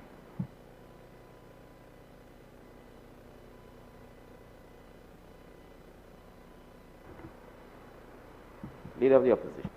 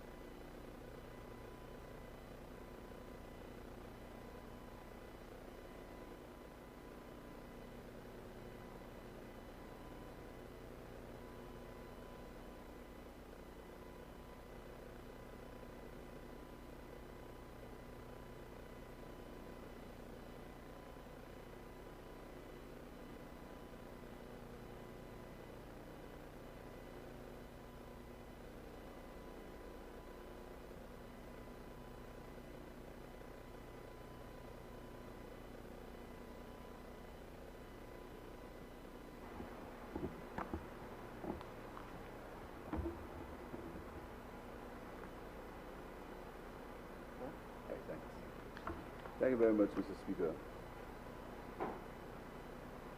Mr. Speaker, I want to categorically state that I support the diversification of the tourism products. In fact, during my tenure as Minister for Tourism, I developed a mantra where I said the benefits of tourism must accrue to as many people as possible. And that was in keeping with the idea of causing the tourism industry to benefit people in their pocketbooks. Basically, a philosophical approach to the tourism industry. And in that regard, we worked with the EU to develop the Nature Heritage Tourism Project, which in effect was a concept that brought tourism to different countries, different parts of the country. And by the time I'm finished with my presentation, Mr. Speaker, I will list to you the interventions of the Nature Heritage Tourism Program and how it enhanced the tourism sector and diversified the tourism sector. But I want to tell you, Mr. Speaker, that in the year 2008, the EU provided a grant of $13 million to the then government for a successor program to the St. Lucia Heritage Tourism Project in 2008. And the output of that project was a wooden building in Lakai, a green building in Lakai, and a Land Rover that was parked in that area for that time. And if you remember, Mr. Speaker, because you live in that area, you will see that green building is still there, and it's used as an office for somebody. I can't remember who it is, but that was the outcome of a $13 million loan from the EU, and the remainder went to foreign consultants. But that was intended, Mr. Speaker, to complete or to continue the Nature Heritage Tourism Program that was started by the government and ended in 2006, Mr. Speaker. But, Mr. Speaker, from April the 7th, 2007, this government has been speaking about a village tourism project. And I will quote to you directly, Mr. Speaker, the words of this government as it relates to village tourism. And you'll agree with me that this is just another colossal bluff because elections are very near. On April the 8th, 2007, here's what the then Minister of Tourism said. The Ministry of Tourism is taking the island's tourism industry one step further with the introduction of the Village Tourism Program. The program in Ancillary, the same Ancillary you heard this morning, organized by the Basic Needs Trust Fund and the Ancillary Seafood Vendors Association. That was on April 8, 2007. He went further to say, the Village Tourism Program is also about giving the tourists an opportunity to develop a relationship with the communities. And I quote, all too often, we do not practice the art of seduction in St. Lucia. We just get straight to the point, and we put the vendors right up front, and the vendors are trying this hard sell, and the people have yet not developed a relationship with our community, with our island, and therefore they are turned off by it. But the goal of the Village Tourism Program is you are going to own your own restaurants. The goal is that you will own a small hotel, maybe 5, 10, 20 rooms, with its own liquor restaurant downstairs. That was on April the 18th, 2007. That was the goal of the Village Tourism Program, on April the 18th, 2007. 2007, 2008, 2009, 2010, 2011. During that period, the EU gave a grant of $13 million to continue the St. Lucia Heritage Tourism Program that had been started. And as I continue, I will tell you what the St. Lucia Heritage Tourism Program was about and what it did to the tourism industry in St. Lucia. Come October the 19th, 2017, that is a program that was spoken about in 2007, Village Tourism in 2007, and 2007 to 2011, the government was in power. The successor program for the SLHCA for certain, I want to make it very clear, for the St. Lucia Heritage Tourism Program, $13 million and EU grant. What happened there was a green building went up in Lakai, and a few palm trees were built. That were planted. That was the continuation of the Native Heritage Tourism Program, supposed to have been taken over by the Village Tourism Program. So come October 19th, 2017, Mr. Speaker. So the idea of the Village Tourism Program that we are going to be embarking upon, but village tourism is about how to get more people involved and engaged in this industry. Now from 2007 to 2011, we spoke about that same Village Tourism Program. But in 2017, it is about how to get people involved and engaged in the industry. Mr. Speaker, we go along. In March 2018, the Caribbean Development Fund gave the government a grant of $324,000 to establish the institutional framework and roadmap for village tourism.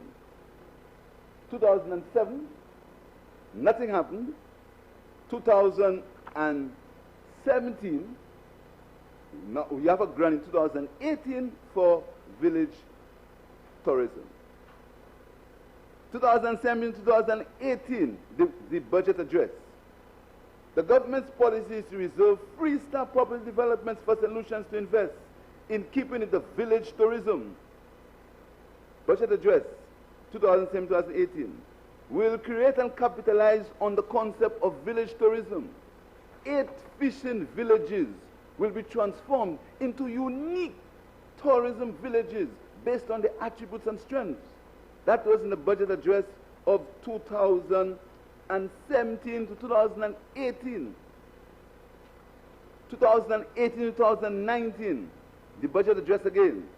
The village tourism project is both an investment in infrastructure and people. The project has 2 phases.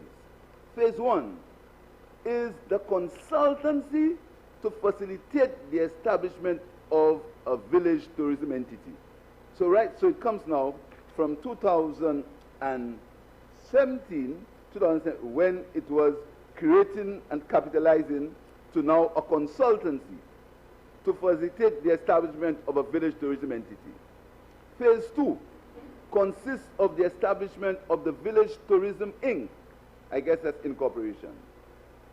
An organization established to act like a franchise to promote the offering of community tourism products and attractions that build on the natural culture and human capital.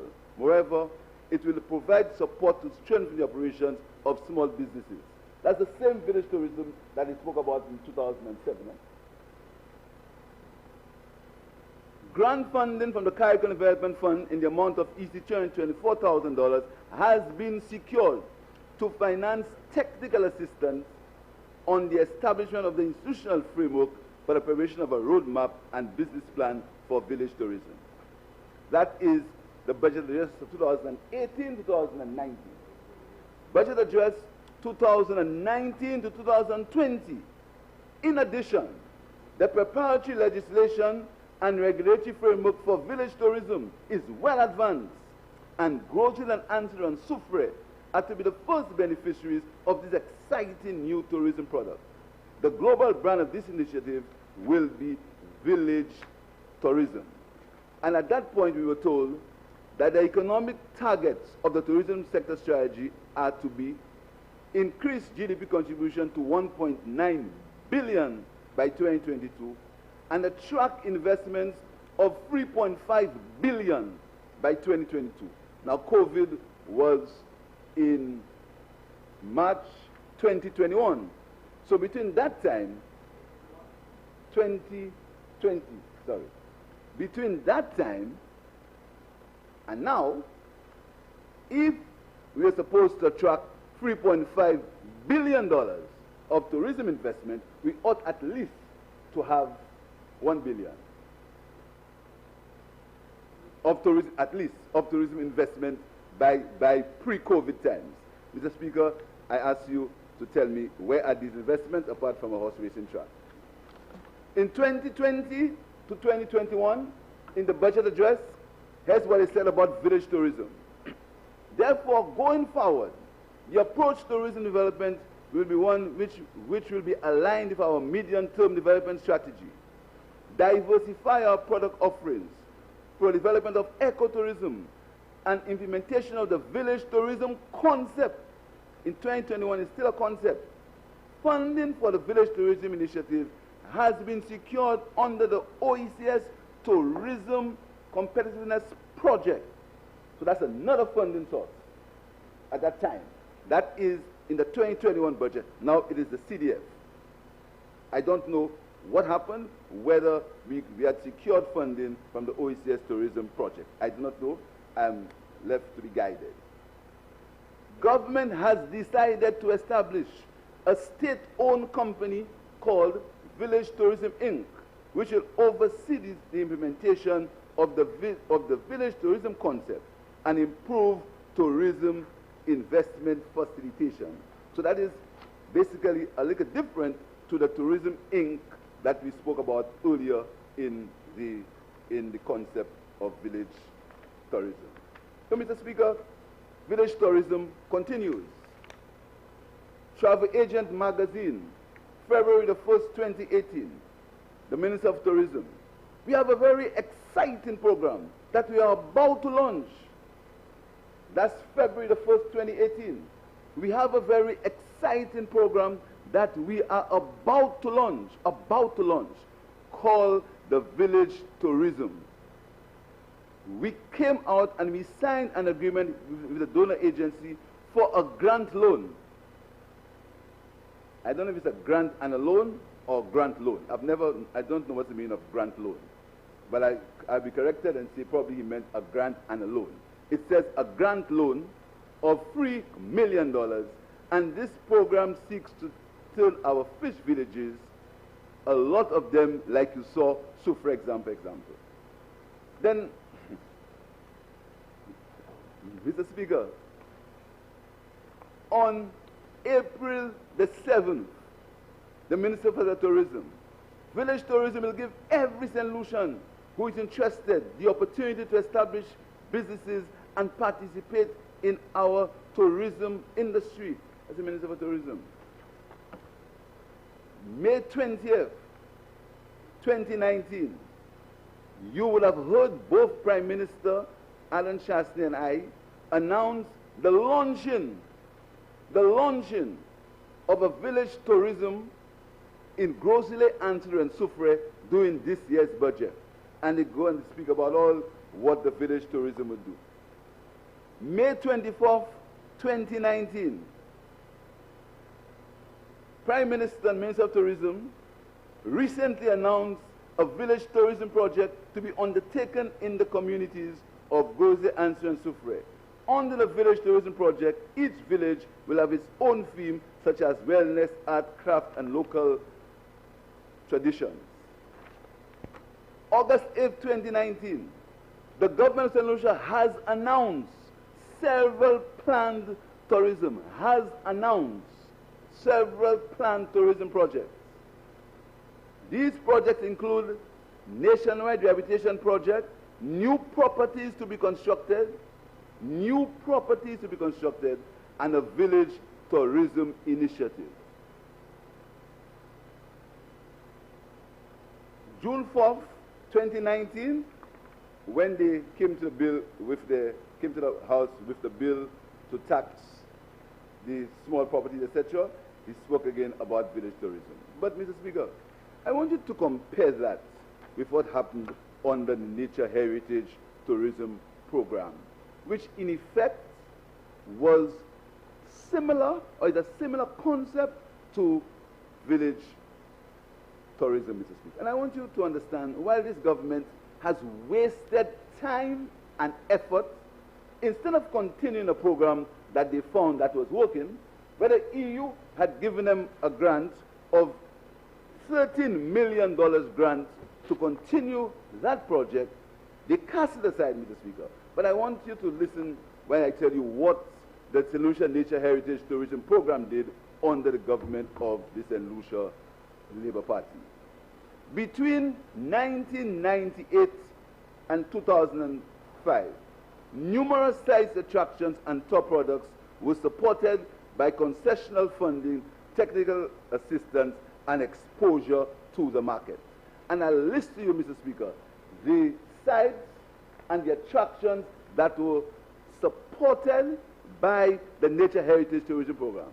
Adding to that, Mr. Speaker, because of the diversification of tourism project, we got the Sky Rides project in Babonneau, where there were negotiations between the Ministry of Tourism, and the EU, and the Development Control Authority, and the Forestry Division to create a sustainable tourism project in Babonneau, the first one of that nature that spoke to the diversification and the sustainability of the tourism industry was that investment in Babonneau, the Sky Rides program, which happened under the government of the St. Lucia Labour Party. We also, Mr. Speaker, developed the agro-tourism linkages in the Hotel Chocolat in Soufrière, which again was a joint project between the sustainability of agriculture and tourism that caused the Hotel Chocolat in Soufrière, Mr. Speaker, under the government of the St. Lucia Labour Party. I defy this government to give me one tourism project, one hotel, one project, except a horse racing track in Beaufort that was built between the years 2007 and 2011 and 2016 and 2021, before COVID. Here's what the Nature Heritage Tourism Project did.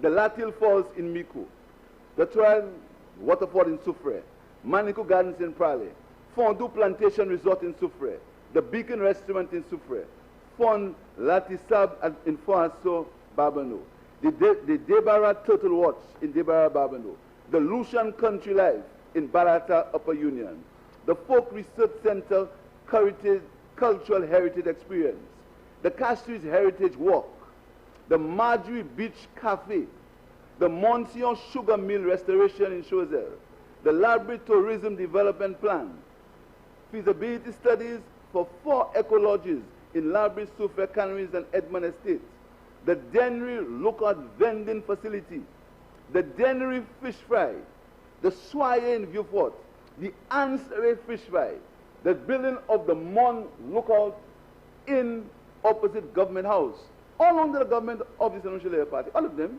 The Mon Lookout that now is a beacon for taxi drivers and for visitors and for locals to view Castries under the government of the St. Lucia Labour Party as far as tourism is concerned. The Ansere Fish Fry.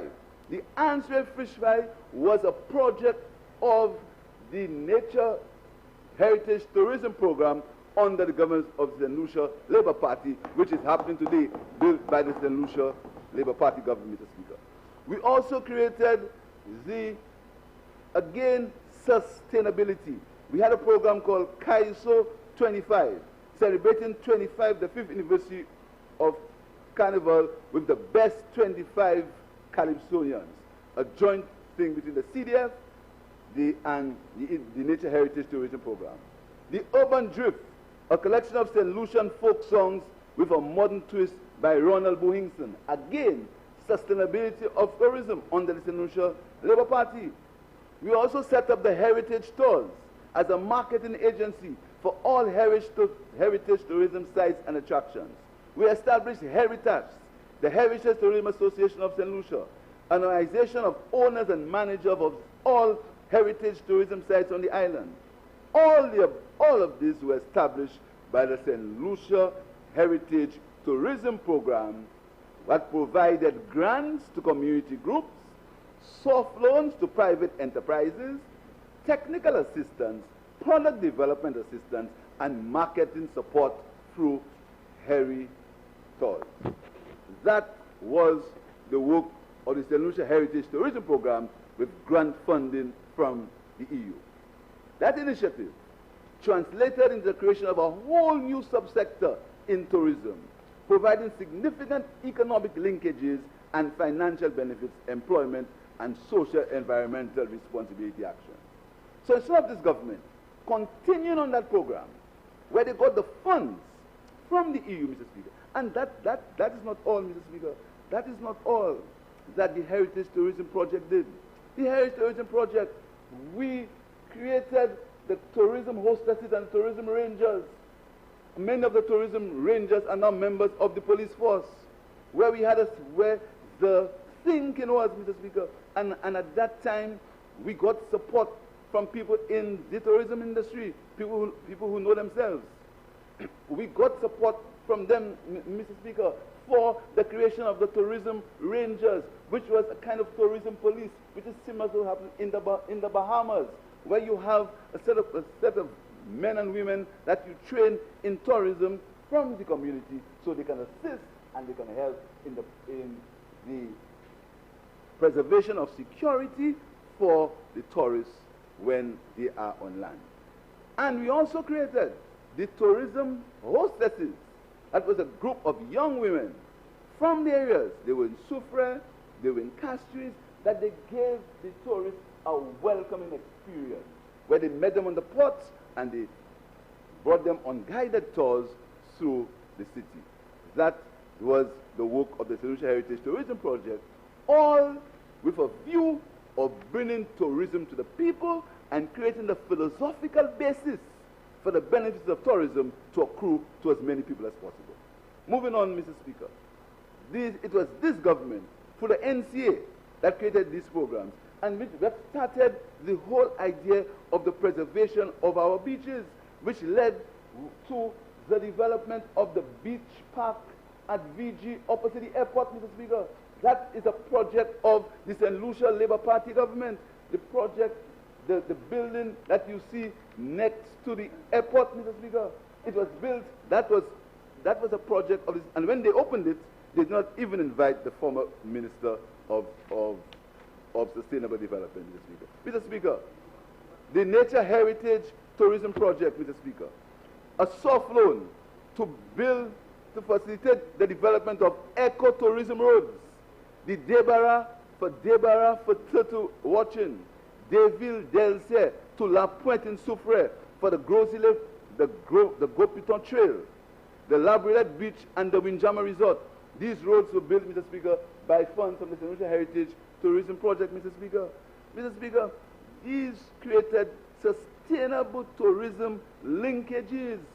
And I spoke about the sky rides already and the Hotel Chocolat, Mr. Speaker. Mr. Speaker, I'm putting it to you that this government has wasted valuable time in the desire to crash every project started by the Labour Party, in the desire to pretend that the Labour Party did nothing substantial for the tourism industry, in the desire to cause St. Lucians to believe that they have the answer to a tourism industry, which they are not saying to the people of St. Lucia. That worldwide forecasts are saying that the tourism industry is extremely fragile, and we have to proceed with caution. Mr. Speaker, why do you think that the Labour Party would not want St. Lucia's tourism industry to progress and do well? We were the ones who managed the transition into tourism in 1997. And when the then Prime Minister spoke about the transition, the economy in transition, they laughed at him. We were the ones who did it, you know. Because you must understand, up to 1992, we were still exporting bananas. And the slump in banana production, banana exports came between 92 and 97 when we took over the economy. So we are the ones who had to transition it into tourism. So why should we be against the tourism industry? So why come and believe that you can completely dismantle and damage the legacy that the Labour Party created for the tourism industry? Well, we were the ones who managed the transition in the first case, Mr. Speaker. Mr. Speaker, so this tourism, village tourism concept is just a continuation of the St. Lucia Heritage Tourism Program, which this government could have continued with the grant from the EU that they got in 2008. They could have continued it, and all the dreams and the aspirations that they have, because elections are coming, all the subturnings they will have for jetty in this place and hotel in this. Mr. Speaker, I heard the Prime Minister speak about what's happening in Soufrière and in Soufrière, as if anyone would be against that. What we are concerned of, and we said, is the environmental impact. That's what that concerns us. So, Mr. Speaker, the Labour Party is not anti-development, as they want you to pretend, as they want to pretend that we are. The Labour Party believes in sustainable development because we are all products of St. Lucia. So we believe that our economy and our country should be developed in a sustainable manner, and our patrimony should be protected. So why should we be against a project like the Nature Heritage Tourism Project? What we are against, Mr. Speaker, is the careless manner in which the resources of the country are being used, the wild promises that are being made, the priorities of a government that believes that golf, even the President of the United States, all his golf courses went bankrupt. They did not make any money. The President of the United States. But in St. Lucia, we believe that a golf course will make money. These are the ideas, because somehow in St. Lucia we believe we are geniuses, we are gurus, although the evidence does not show that. But golf courses all over the world are not being profitable, but ours here, for some special reason, will be profitable. So, Mr. Speaker, whereas based on our work with the St. Lucia Heritage Tourism Project, I support the concept of the diversification of our tourism industry. I support it 100%. But I'm saying, because of this government's wasting time and their desire to crash the legacy of the Labour Party, that we have not got more substantial benefits pre-COVID to the sustainability and the development of tourism in the districts of St. Lucia. And they are all to blame. And because elections are near, there are more promises that are going to be made just because elections are near, Mr. Speaker. But as I came and I stood and they laughed at me and I warned them and I said to them, 4 years is not 40 years. I was laughed at, I was ridiculed. But the chickens have come home and we have realized now that in spite of what we do, in spite of how we hold it back, in spite of how we mention all projects in the world, in spite of what we say, we can say that the world is going to get square. And this country is going to be the only country in the world where nothing will affect us. The fact is that we can run high, we can jump high, we can jump low. It must happen before September next year. It must happen. Unless you intend to do like people who say they lose, they will not accept their defeat. So I'm saying to the government, the village tourism concept is a concept that they wasted time with. They neglected the villages. They neglected, they misused the opportunities that existed for them. And now, because elections are coming, they're going crazy with all kinds of promises, hoping that they can make the people of St. Lucia believe that they have the better plan and they should be elected. So, Mr. Speaker, this is my contribution, Mr. Speaker, and I hope that the people of St. Lucia understand what's happening in this House, that it's going to be a time of promises, and more promises, plus vindictiveness, more vindictiveness, and more victimization. I thank you, Mr. Speaker.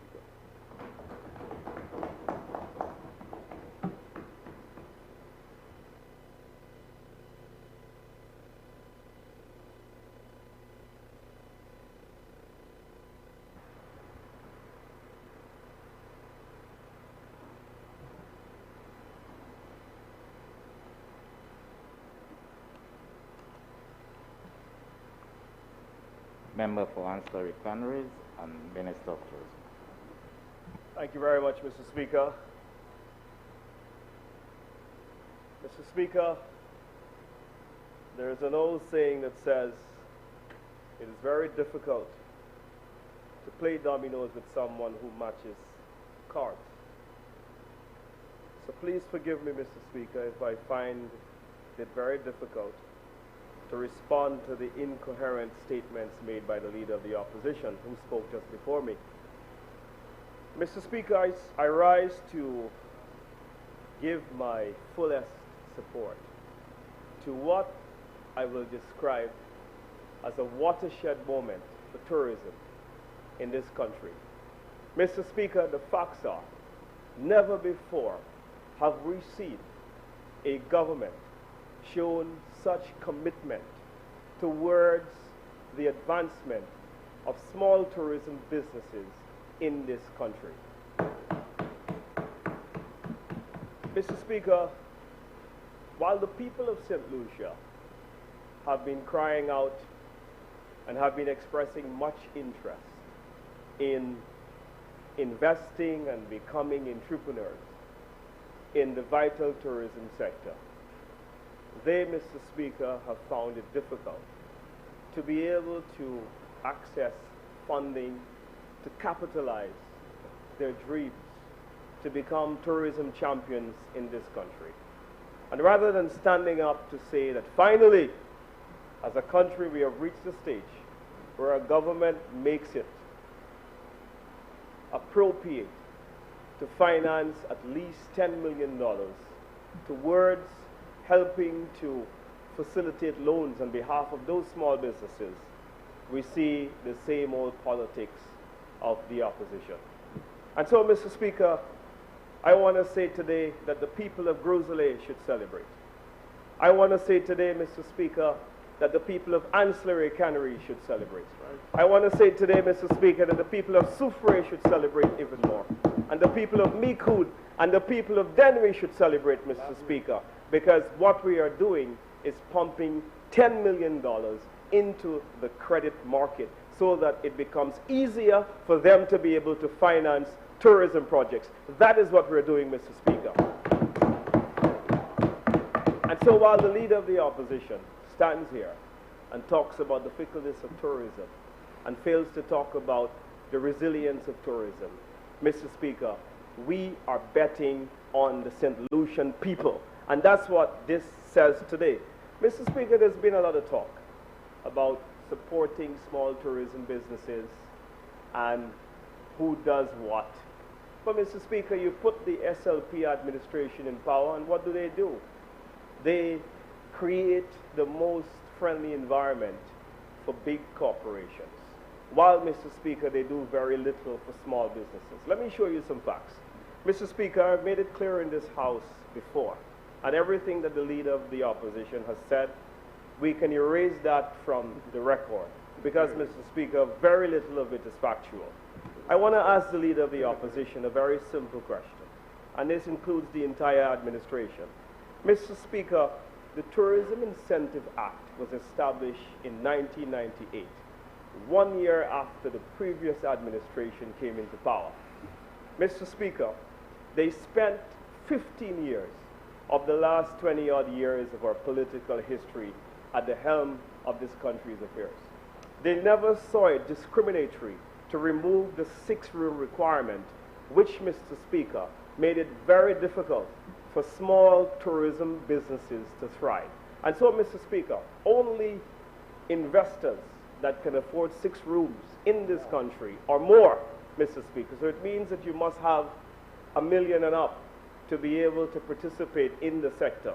But he cares so much. He's been tourism minister for a significant amount of time, but never removed the 6-room requirement, Mr. Speaker, which today is a major impediment for small businesses to invest in tourism.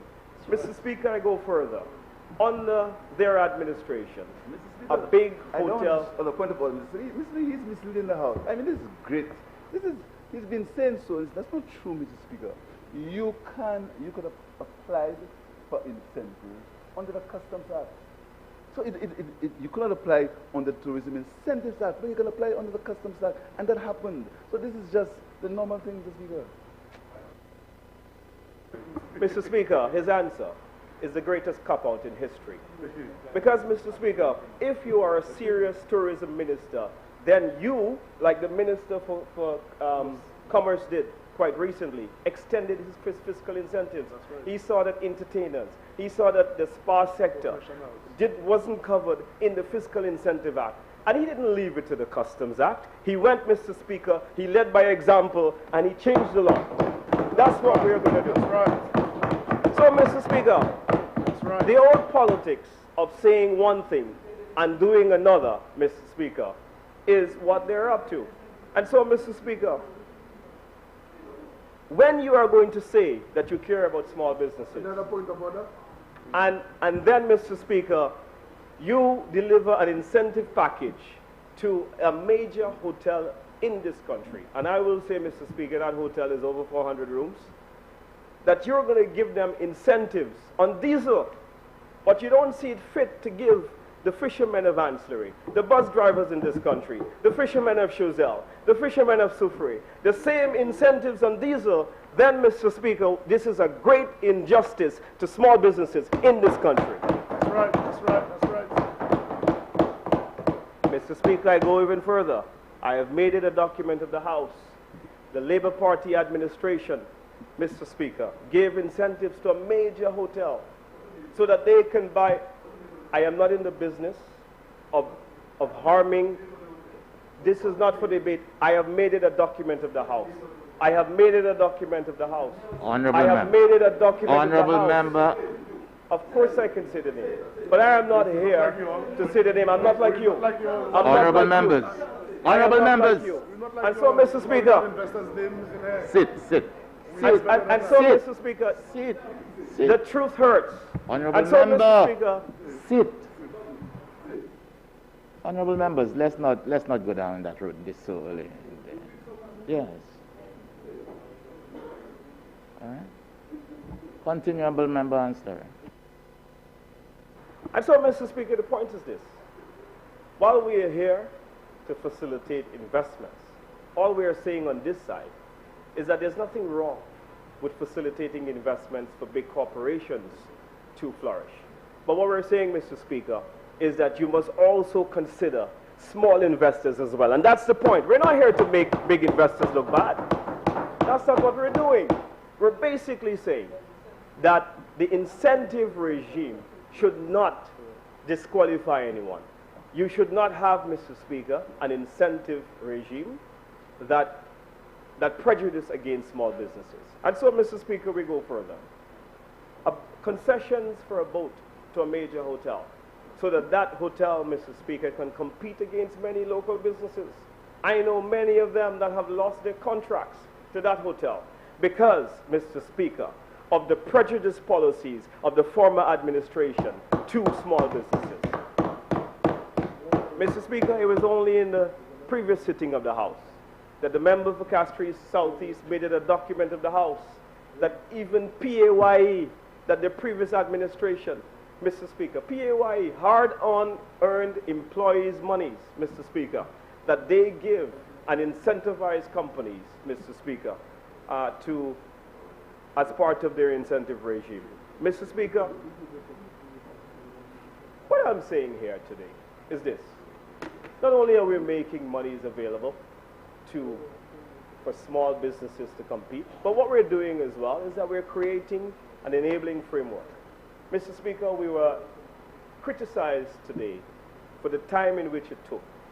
But I must thank the leader of the opposition for doing one thing.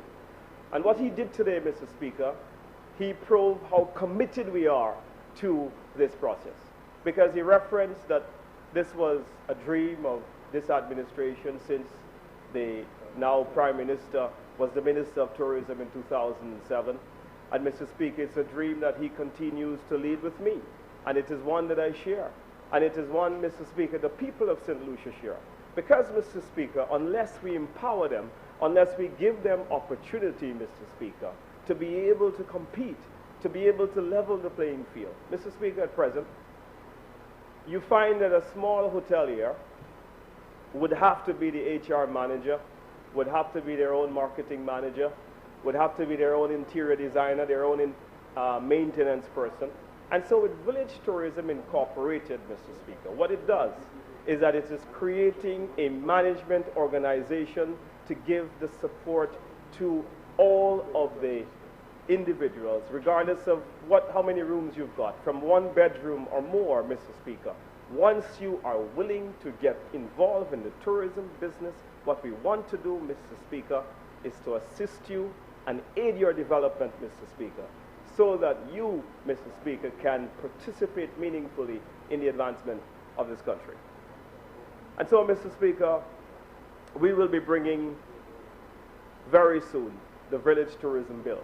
I know that the AG's office is very advanced in the finalization of the bill, and we will be laying that bill in the Parliament, Mr. Speaker, as part of a broader comprehensive plan to advance our country. And when that legislation comes to this House, it will remove the injustice of the 6-room requirement where only large investors can participate meaningfully in the tourism business. And so, Mr. Speaker, all the taxes that the big hotels get today, our other tourism businesses will be able to get so. Mr. Speaker, I stand here as the MP for ancillary canneries as well. And Mr. Speaker, as is mentioned in the preamble by the Prime Minister, ancillary canneries is one of those constituencies that is among, Mr. Speaker, the focus areas, Mr. Speaker, that will gain the additional assistance and be benefiting as one of the focus areas. And so, Mr. Speaker, I can hardly wait, Mr. Speaker, because I know that our approvals are at an advanced stage with the DCA, where very soon, Mr. Speaker, the demolition of the old buildings on the waterfront, Mr. Speaker, will begin and make way for construction, which starts later this year. And Mr. Speaker, the kind of transformation you have seen in Soufrière is the same kind of transformation you will see in ancillary. So, Mr. Speaker, please allow me to reject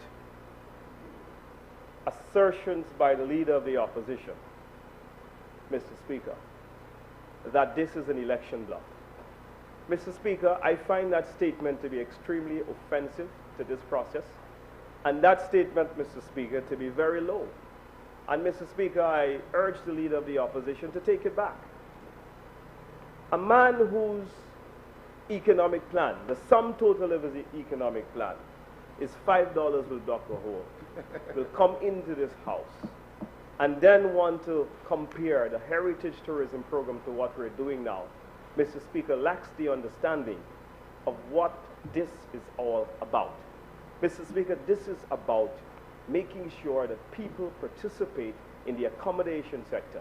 I challenge him to name one accommodation in St. Lucia that was under the heritage tourism project. One. I mean, Mr. Speaker, I stood there and listened to him, spoke about a Land Rover in Dennery Lakai. And you know, I reflected and I asked myself, what is the opposition's fascination with Land Rovers? I mean, I mean, we're talking about village tourism, but yet the member, all he can talk about is a Land Rover and a green wooden building in Lakai. Mr. Speaker, I cannot comprehend the level of the contribution we have seen here today. But what he has done, Mr. Speaker, is proven the opposition's penchant for Land Rovers. So, Mr. Speaker, what we're doing is advancing this country, advancing small businesses, advancing the common man to be part of it. We're not just doing so in words, we're doing so in deeds. We're making sure that there's a friendly incentive regime. We're making sure that there's management and technical support. We're making sure that there's credit, Mr. Speaker. And you know, Mr. Speaker, on the area of credit, you would see in the social economic review, every year we come here in the parliament, we see that the banks are liquid with cash. There's a lot of money is in the bank. But we see, Mr. Speaker, that the rate of credit is decreasing. So what that says, Mr. Speaker, as analyzed by the social economic review, is that the banks are making it harder and harder for people to gain money. What this does, it makes that process easier. It then gives the St. Lucia Development Bank, Mr. Speaker, greater flexibility by which they can now lend.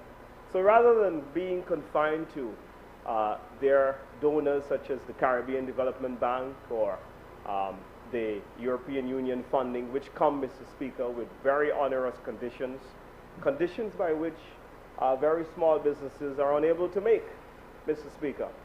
What this does now is give the bank greater flexibility to be able to lend to businesses at greater concessionary rates. And so, Mr. Speaker, I cannot understand how any member in this House cannot support such an initiative which is important towards the development of our country. Because what we're doing, Mr. Speaker, is we're ensuring that there's trickle down in our fastest growing industry, our main industry, the tourism industry.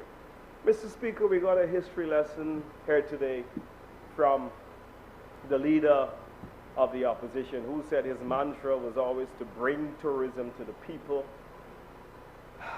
Mr. Speaker, I recall very, very well in my former life while he was Minister of Tourism. And he took great offense when I said on a radio program that you put himself or any of the ministers of tourism from 1997, put them all together combined, that they don't have the level of expertise as our Prime Minister in the area of tourism. He took great offense and he called me all kinds of names. But Mr. Speaker, and so Mr. Speaker, but even that is a fact. But Mr. Speaker, the facts will show and history will show that when the St. Lucia Labour Party assumed office in 1997, St. Lucia was well on its way as an established tourism destination. An international airport was already built. There was a deep water harbor. There was a duty-free cruising sector. There was a craft market. There was a vendor's arcade. The Pigeon Island Causeway had already been done. There was a hotel development there. I remember them opening the former Hyatt Hotel. And the room stock, Mr. Speaker, was a formidable room stock. We had over 3,000 rooms already at that time, Mr. Speaker. But the problem was we had a tourism minister in the leader of the opposition who couldn't understand why the occupancies of hotels at that time was low. And you know why they were low, Mr. Speaker? Because he didn't have the requisite airlift to support the room stock. So while we had 3,000 rooms, we had somewhere about 2,000 airline seats coming on a weekly basis. Mr. Speaker, my former employers had to put on their own flights and run their own charter flights. And many hotels, Mr. Speaker, had to do similar things. Because, Mr. Speaker, the then Minister of Tourism didn't understand that the airlift capacity was not adequate to service the rooms that are available now. And so, Mr. Speaker, he's talking about Virgin Atlantic. When we said no to Virgin, he said that it was a mistake, Mr. Speaker. He said that we should have paid the money. But history is replete with truth. Because when American Airlines did the same proposal, Mr. Speaker, to the then government, they asked for a minimum return guarantee of $1.5 million. I remember that clearly.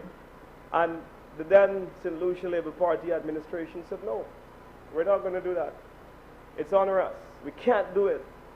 But, Mr. Speaker, at that time, it was necessary because St. Lucia had insufficient airline or insufficient airlift to be able to drive itself. And so, Mr. Speaker, what he then said, and I quote him, he said that the island was going to invest instead in Caribbean Airlines.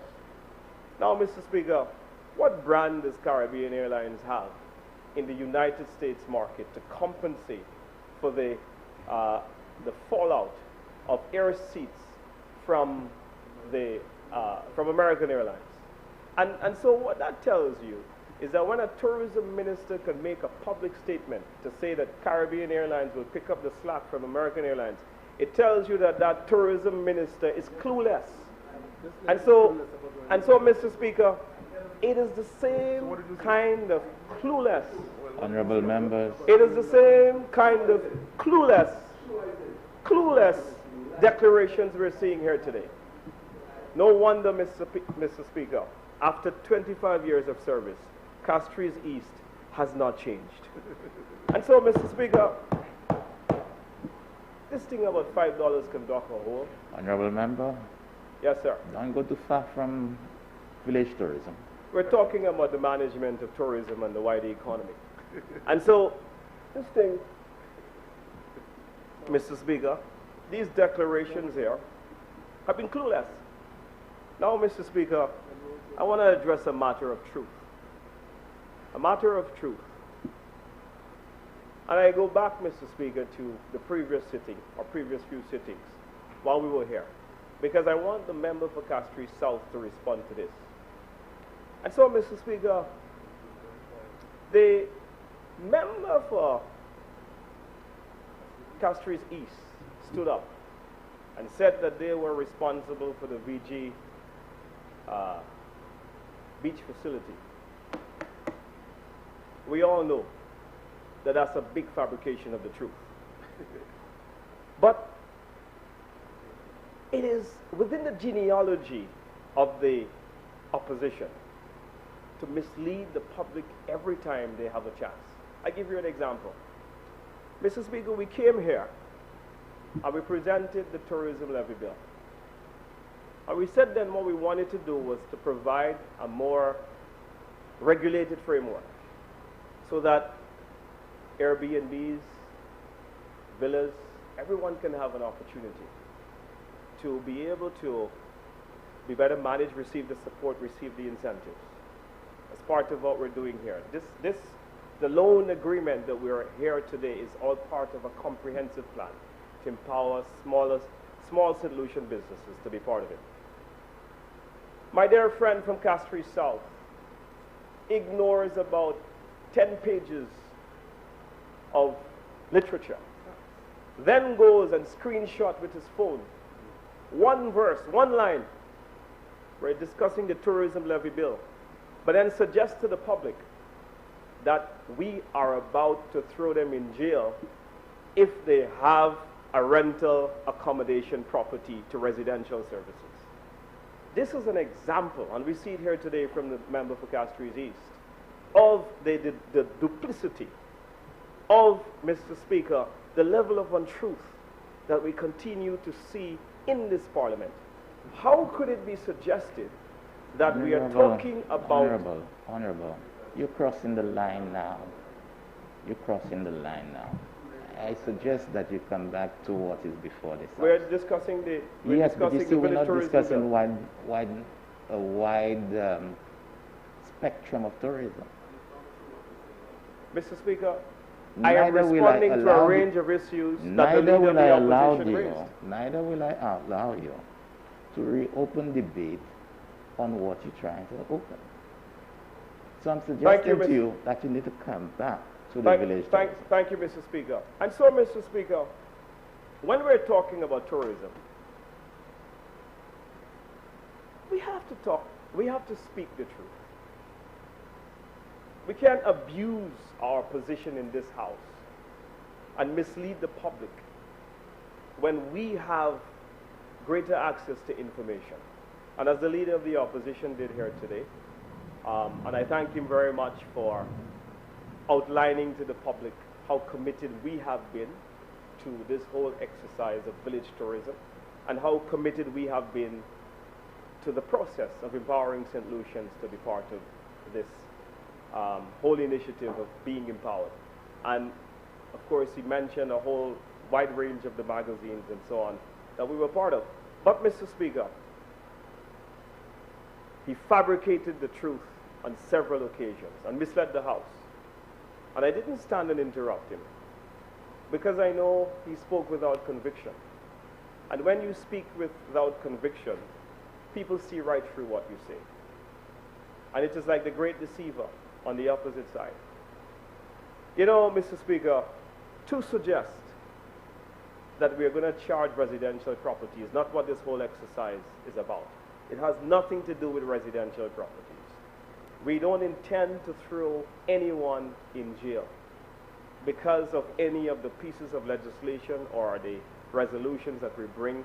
We don't intend to crowd out anyone. In fact, what we are about to do is to make it easier and more equitable for small businesses to participate more meaningfully. And we're not just talking about it.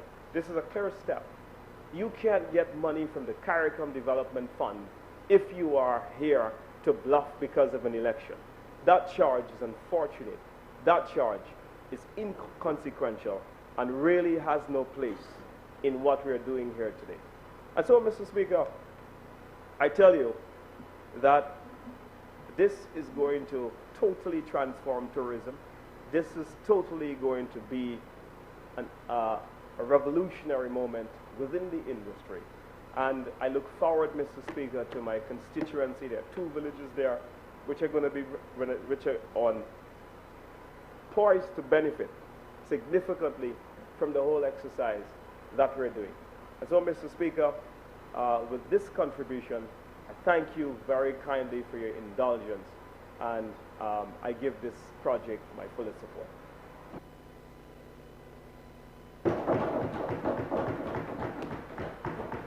Member for Castries South.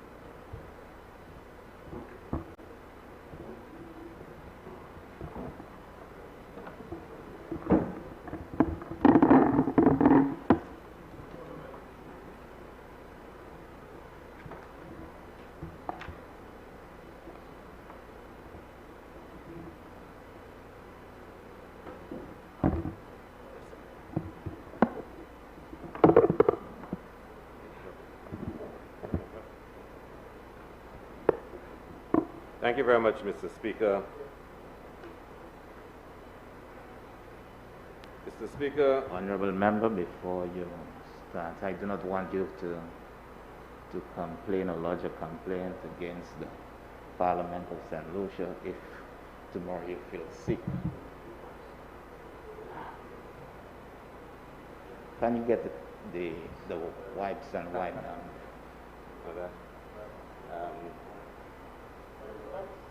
Yeah.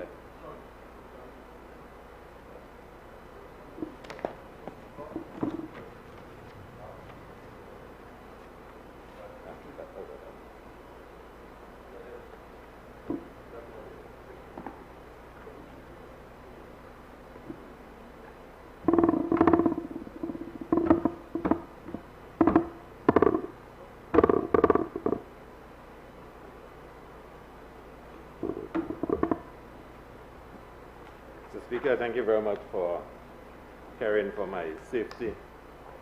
Mr.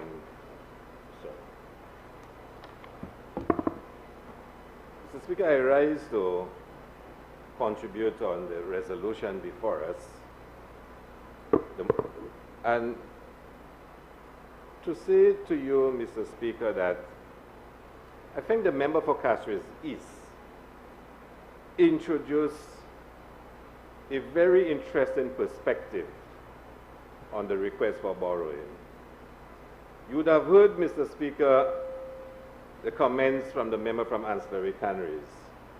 And it's very easy to ignore him, Mr. Speaker. But things that are said in this House are recorded. And for the purposes of the record, there are a few things he said which you really have to reflect on the irrationality. And if it were not in the House where we are expected to have respect for each other as colleagues, I would have described it in a less generous way.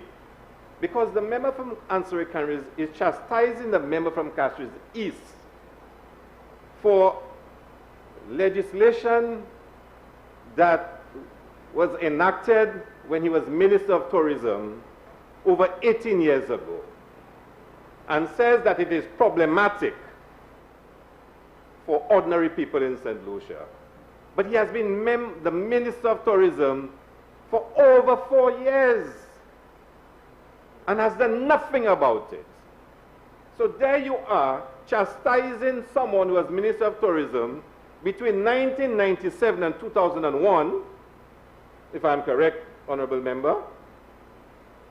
But you have been there. You've done nothing about it. But you want to chastise him for having done nothing about it.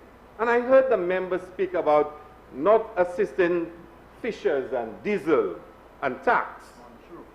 Mr. Speaker, the member from Beaufort North can give you the litany of efforts that were made. But I need to ask, who imposed a fuel tax on fishers of $1.50? Is it amnesia, Mr. Speaker? It is this government that imposed a fuel tax on fishers.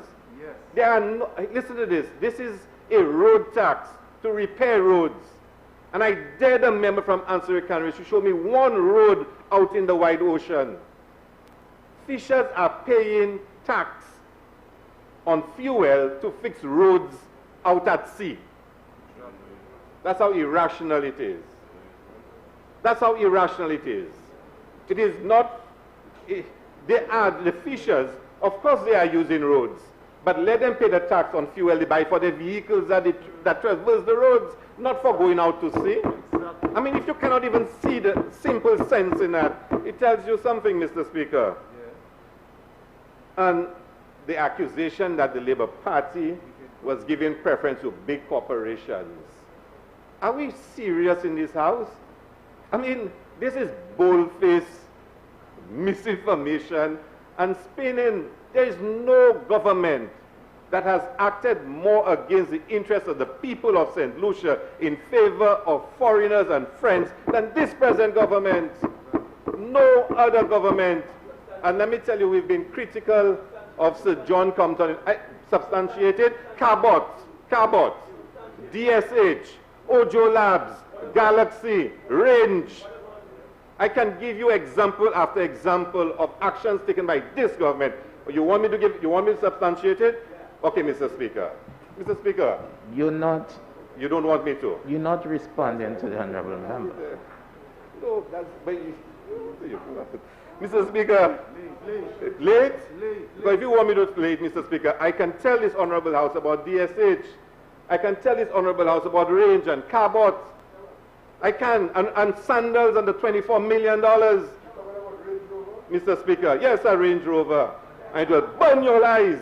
But Mr. Speaker, I will tell you something. No government has acted against the interests of the people of St. Lucia than this government.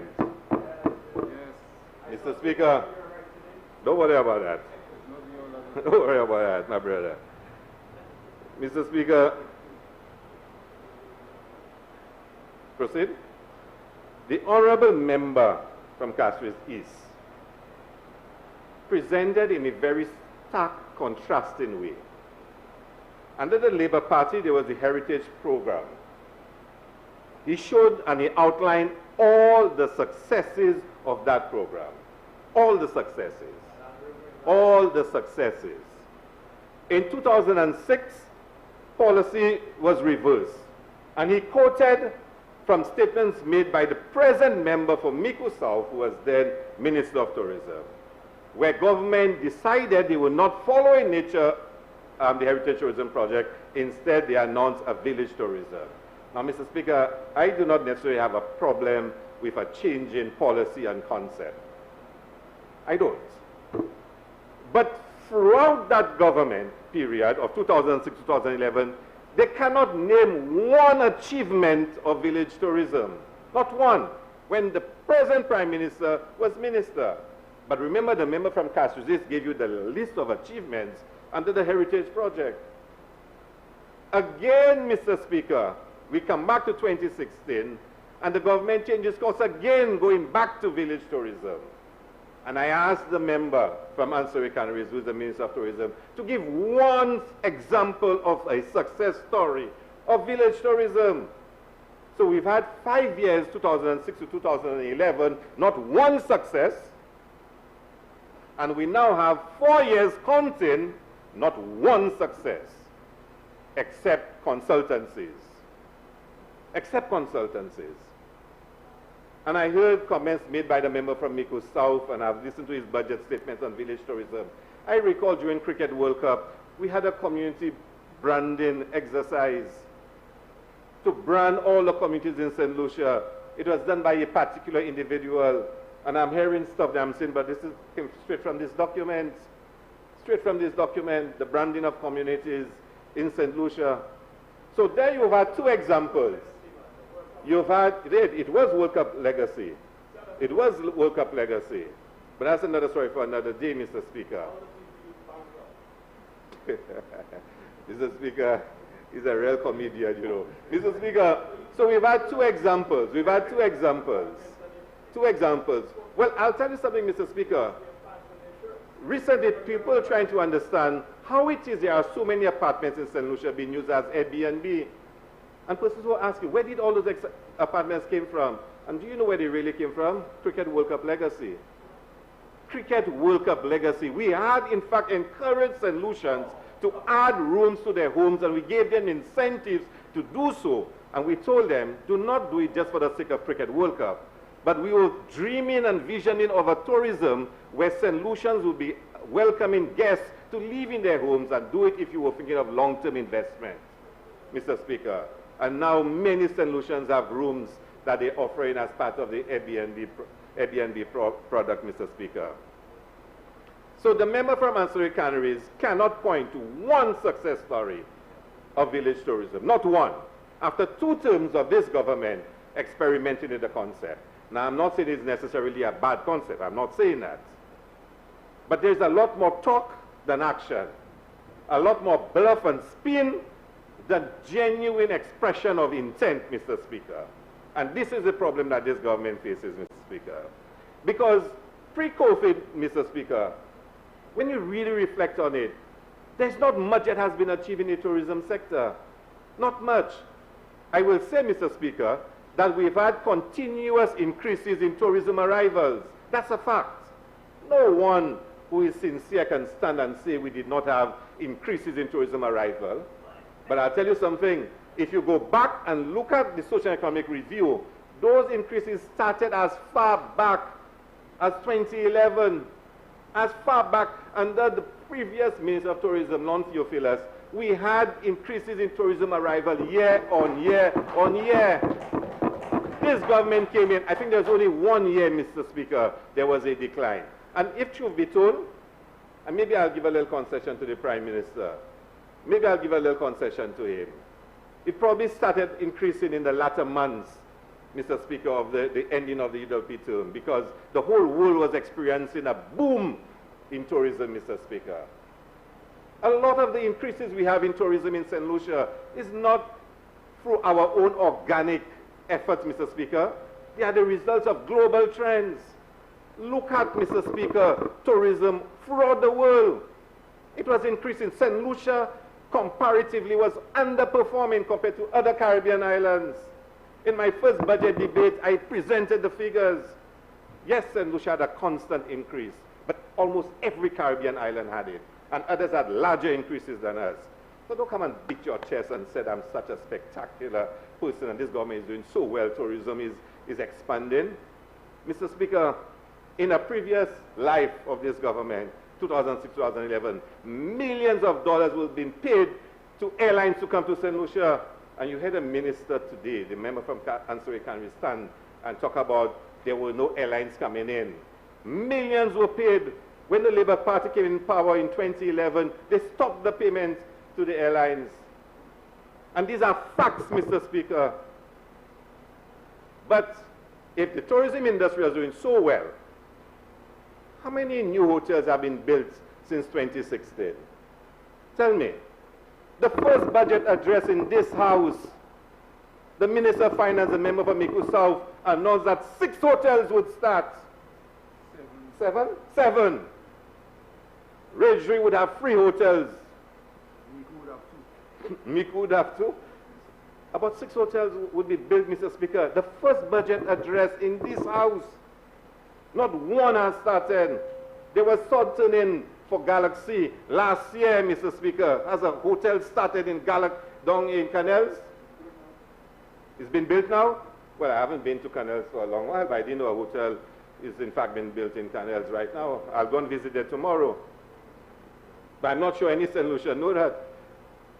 Mr. Speaker, Black Bay, Mr. Speaker, it's been a lot of bluff.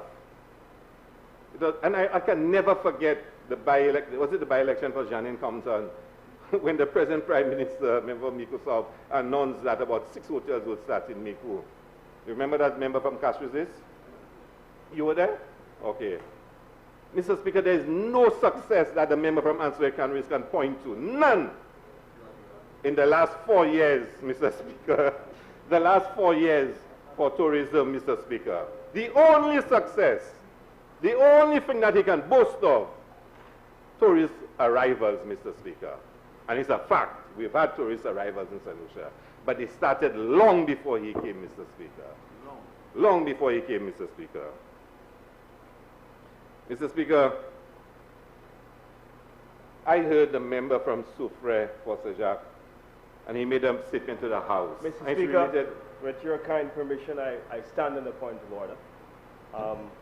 Just to make a few, I don't mean to interrupt the member from Castries South, but there are a lot of inaccurate statements that has been made, which I must correct. Mr. Speaker, as it pertains to the point made by the member, that's a point of elucidation, which suggests that it's a point of order. Just have a seat and listen. Honorable member. Honorable member. Yeah. That's not for you. Guided by you, Mr. Speaker. So, as it relates to the point that St. Lucia is underperforming, Mr. Speaker, that is inaccurate. Mr. Speaker, world tourism in the year 2016 grew by 4%. Mr. Speaker, in St. Lucia, the growth was 7.9%. So clearly, Mr. Speaker, what we saw was that St. Lucia was growing at a pace that is faster than the world, clearly. So he's wrong. Mr. Speaker, while I wasn't the Minister of Tourism between 2007 and 2011, I'll tell you this. While the member for Castries South was dividing West Indies cricket, I worked in tourism. And I'll say to you this, that where we were, there was clearly a deficit in terms of the hotel rooms and the island's capacity. I made that point in my statement. Honourable Member. To be able to service the rooms. And so, Mr. Speaker, we had to pay the MRGs to be able to get the rooms. But once we got to the stage where we felt that our airlift capacity was adequate, what did we say to Virgin? We said, no, we're not paying $20 million. And so, Mr. Speaker, it was always Honourable done. Member. Yes, If Mr. you Speaker. turn to your standing order as Minister of Tourism, you will know what to do. Beg your pardon? If you turn to the standing order as Minister of Tourism, you will know what to do. So Mr. Speaker, So, I just want to correct the member That is fine. and But, to that is fine. to I'm just admonish telling him you. to stay on course. I'm just saying to you. I know that he likes to fabricate. I'm so, Mr. saying Speaker, to you, keep Honourable it nice and Member. straight. Honourable Member. Yes, sir. I'm now saying to you, turn to your standing orders. Thank you, sir. And you know. Honourable Member, cast yourself. Continue, sir. Mr. Speaker, this is comical, you know. I never mentioned Virgin. I never said, Mr. Speaker, you need to correct the honourable member. I said during 2006 to 2011, government paid millions for airlines to come to St. Lucia. That's a fact. That's a fact, Mr. Speaker. But let's proceed, Mr. Speaker. So, I was making the point that the member from Soufrière, Jacques, made a ministerial statement on the development in Gopito, Mr. Speaker. I am not going to say much about it because in the next few weeks, Mr. Speaker, I'm sure a lot of details will come out as to all the meetings that were held between ministers and the landowners that caused the decisions to be changed, Mr. Speaker. But that's not for now, Mr. Speaker. What I find disturbing, and I'm speaking, Mr. Swear, specifically as presiding officer, you notice that the member shared copies of letters of what transpired. But he only shared letters of what happened before 2016. So he shared Kenny Anthony's, the member from Beaufort South letter. He never shared one letter Honourable that Member. he referred to, Mr. Speaker. Honourable What does Member. Mr. Speaker? Honourable Member. Okay. What is the relevance between that statement and the what is borrowing? before? Yeah. I will explain, Mr. Speaker. Yeah, let me hear. Mr. Speaker. And it comes down, Mr. Speaker, to confidence in the information that you're getting. It comes down to confidence in the information. And I would like to see some of the letters referred to in the statement from under this government shared with us, Mr. Speaker. Because, Mr. Speaker, you get information and you really have reason sometimes to question the authenticity of it. And according to, Mr. Speaker, the parliamentary procedure, when ministers present to the House, and we've been through this in this House before, there's an obligation and requirement for them to make documents available because they are ministers, Mr. Speaker. Because they are ministers, they have an obligation to make the documents available to the House. And it is something I have risen on, Mr. Speaker, on a point of order in this House, to point out, Mr. Speaker, ministers cannot be quoting and citing from official documents and not making them available to the House, Mr. Speaker. But, Mr. Speaker, I will move on, Mr. Speaker. Mr. Speaker, coming back to village tourism, the member from Ansari Canaries presented a statement to the House about the successes of tourism. And he used that, Mr. Speaker, to justify why we should be borrowing. Mr. Speaker, there is one thing blatantly absent from the minister's statement. He spoke of how well hotels were doing, how well airlines are doing. He never mentioned the workers of St. Lucia. Never mentioned the workers of St. Lucia. You heard how many hotels are opening, how splendid we're doing, how brilliant we are. Mr. Speaker, he never mentioned the workers, Mr. Speaker. Never. Did he tell us how many workers were laid off from Royalton, Mr. Speaker? How many were laid off from Alcian, Sanders Alcian, Mr. Speaker? Did he tell us how many were laid off, Mr. Speaker, from Landings, Mr. Speaker? How is it been established, Mr. Speaker? On Coconut Bay, Mr. Speaker? There we have been told in this House and been asked to borrow money for tourism, Mr. Speaker. And the workers in this country, Mr. Speaker, hotel workers, are suffering, Mr. Speaker. And the minister makes a statement in this House, Mr. Speaker, praises everybody, all the hoteliers, everyone who is making St. Lucia such a success, Mr. Speaker. But he never says or expresses any empathy with the workers who lost their jobs, Mr. Speaker. And Mr. Speaker, it's very hard for me, because as a parliamentary rep, and I'm sure some of the other parliamentary reps who do go to their office would tell you the number of hotel workers we had come to us for assistance for back to school for the children, Mr. Speaker. This year was the hardest, Mr. Speaker. I had individuals come to my office who had never been to a parliamentary rep to ask for assistance because, Mr. Speaker, they had lost their jobs because of COVID. Did we have any empathy for them today, Mr. Speaker? And we're borrowing monies and we're still not talking about them, Mr. Speaker. And you know what has happened, Mr. Speaker? And we've spoken about it.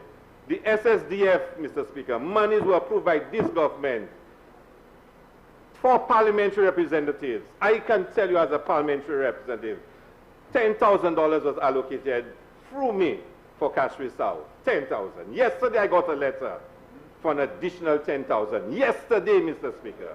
Meanwhile, members on the other side have gotten substantial amounts of money, Mr. Speaker. Substantial. Even potential candidates have gotten substantial amounts of money, Mr. Speaker. And they are in communities, and it's documented for the right time, Mr. Speaker, of persons, potential candidates, giving out checks, Mr. Speaker. Government checks, Mr. Speaker. And I heard, Mr. Speaker, one of the members of cabinet actually spoke to the youth arm and said there was an allocation for the youth arm of the party to distribute back to school assistance. And there are St. Lucians who have equal rights, Mr. Speaker, to the benefits of this country, who cannot get any assistance. And Mr. Speaker, there are hotel workers included, and we are borrowing money. This is a government with no conscience, Mr. Speaker. No conscience, Mr. Speaker. And it's very hurtful, Mr. Speaker, very hurtful to hear that this government would approve monies for back-to-school assistance. Even the youth arm of their party, the women's arm of their party, would get monies to give to their supporters. But if you're not a supporter, Mr. Speaker, you would be made to suffer. So yesterday I got a letter for another $10,000, and I will recommend people, because there are still parents who tell me they only have one uniform for their child, Mr. Speaker. Mr. Speaker, I'm not a supporter. That's why, as a parliamentary rep, I only got 10,000. When parliamentary reps, at least each one of them got over $100,000, Mr. Speaker. Yeah. Well, there are those that got over 100,000, Mr. Speaker. Yes, but, Mr. Speaker, those hotel workers, we need to reflect on them. Mr. Speaker, we need to find out, and I'm saying to the government, the terms and conditions of employment of hotel workers need to be examined, whether it's Labour Party or United Workers Party, Mr. Speaker. There are persons in hotels who have lost their jobs, and the hotels are advertising the same jobs overseas right now, Mr. Speaker. That cannot be right. That cannot be right. Workers cannot be treated that way, Mr. Speaker. COVID should not be used as an opportunity by some of those hoteliers to clean up and get rid of workers they do not want, Mr. Speaker. That cannot be right. And yet we speak about village tourism, Mr. Speaker. If our tourism does not, in a sense, appreciate the importance of the tourism, the hotel workers, Mr. Speaker, we are missing the plot. The vendors, Mr. Speaker, and may I say, Mr. Speaker, I came to this house today expecting to hear a minister's statement on what happens after the NIC assistance ends on Wednesday, tomorrow, Mr. Speaker. We've heard nothing, Mr. Speaker, in this parliament. All the persons that have been surviving on the NIC assistance, which ends tomorrow, Mr. Speaker, what happens to them? Did the member from Ancillary Canaries say anything about them, show any empathy towards them. That cannot be right, Mr. Speaker. So when you ask me to support borrowing, Mr. Speaker, I don't mind, Mr. Speaker, but provide it in a context where you believe that it is for the benefit, Mr. Speaker, of the majority of the people in this country, at least, Mr. Speaker. Mr. Speaker, I spoke of the hotel workers, those directly in the hotels. But there are vendors who are on the beach. There are persons involved in the transport of tourists, Mr. Speaker, for tours. Mr. Speaker, the member for Answer Carries is not in right now. But I meet boat operators who say to me, why can't they get a chance to move tourists from the hotels to? There's only one company in St. Lucia presently that have the right to move tourists from any hotel, from the two big hotels that operate in. And I have boat operators saying to me, this system is so unfair. And we're talking about village tourism and creating a piece of the pie for everybody. How are we going to create a piece of the pie when the whole system is stacked against the ordinary man who participates in the system? And the member from Answer Kansas want to talk about big corporations and who supports big corporations. Mr. Speaker, this resolution speaks of $10 million, 3.75 million US. I heard the member from Answer Kansas says the $10 million will be used for loans. Again, Mr. Speaker, I speak about information. How much of this money is for infrastructure and how much of it is for loans for small and medium-sized enterprises? Nobody has told us. Nobody has told us. It says it. Mr. Speaker, you may wish to assist me. Where does this resolution say how much of the 3.75 million goes to loans and how much goes to things? All goes to loans. Then, Mr. Speaker, how could a resolution where all the money is going to loans for small and medium-sized enterprises speak of it actually says, Mr. Speaker, for enhancing specified infrastructure. For enhancing specified infrastructure. If the monies are going for loans, it cannot say for enhancing specified infrastructure. It cannot say that. Mr. Speaker, all right. Mr. Speaker, let's proceed. You're right, member from Castro Southeast. You're right. But I think, Mr. Speaker, you understand the point I'm making. I'm sure the member from Mico South understand the point I'm making. If you wanted the loans to be used for enhancing infrastructure, it would have to read the implementation of village tourism initiative by supporting eligible small and medium-sized enterprises by providing loans for enhancing specified infrastructure. So you see, you're giving the loans for that purpose. But the way it is written, that's not what it means, Mr. Speaker. But I want to say something about village tourism, Mr. Speaker, because I'm hearing that it is grocery, ancillary, soufre. I heard Miku, I heard Denry. On the point of hallucination, in my brief, I said that the $3.5 million is being used for loans, and that there was a similar initial grant provided by the CDF in 2018, a recently signed grant agreement for US $935,630 to be managed by the Ministry of Tourism. The grant will be utilized to undertake prioritized investments to improve the aesthetics and the functionality of the strategic community assets. Mr. Speaker, my point remains, Mr. Speaker. My point remains. I'm not going to debate it back and forth with the member from Mico South, but my point remains. So, Mr. Speaker, it means that Marigo is not part of this village tourism. I can understand Grozile, I can understand Soufre, but Marigo, Mr. Speaker, and I don't think any St. Lucian will deny that probably after Soufre and the view of the Peters, Marigo has the most attractive view in St. Lucia. That's not for debate or discussion, Mr. It's a fact, Mr. Speaker. It's a fact, Mr. Speaker. And I believe, Mr. Speaker, Marigo should be included in any village tourism initiative as a priority area, Mr. Speaker. You cannot deny that. And, Mr. Speaker, I will say to you, Marigo needs the assistance. We need the assistance, Mr. Speaker. Marigo has one of the worst roads, Mr. Speaker. and the member from Castries North is not there. And I will take the opportunity, Mr. Speaker, to remind him that he had stated from last year that a priority would be given to Marigot and Bassa Joseph. And by the way, Mr. Speaker, the constituents of Bassa Joseph have made it very clear.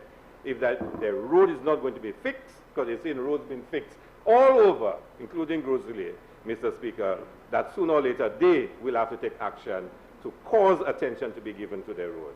But Mr. Speaker, let's go back to Marigot. Let's go back to Marigot.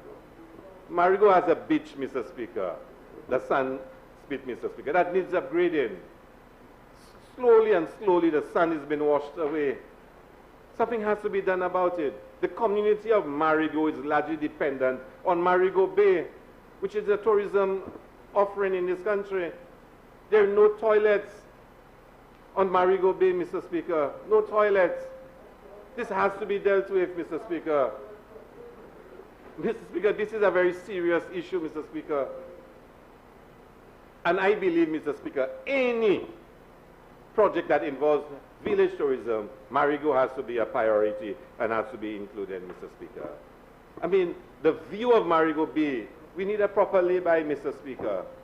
There was a private concern who had one, and I think it has gone out of business because of the challenges the individual face, Mr. Speaker. How can you genuinely speak about village tourism and not include Marigot? The beach has to be upgraded, the vendors' lay-by need to be built. There need to be toilet facilities on the beach, Mr. Speaker. And Mr. Speaker, it comes down to a simple point. You see, this borrowing, Speaker, the member from Castries is said that this is about electioneering, Mr. Speaker. And it is to some extent, Mr. Speaker. It is about electioneering. It is. This government presently believes that all they should do is build roads. Roads, roads, roads, roads, roads, roads. Everywhere you go, roads, Mr. Speaker. As if roads would save them when election comes. And I've said in this house before, Mr. Speaker, and I will repeat, this is COVID time. People need support for their basic survival, Mr. Speaker. Monies cannot be spent on roads alone, Mr. Speaker. And when the time comes to repay those loans, Mr. Speaker, I've said it, I will not be supporting any priority being given to persons who are getting those huge deals to build roads in St. Lucia. One company got 45 million, another company 50 million, another one 55 million. Is it design, build, and finance arrangements?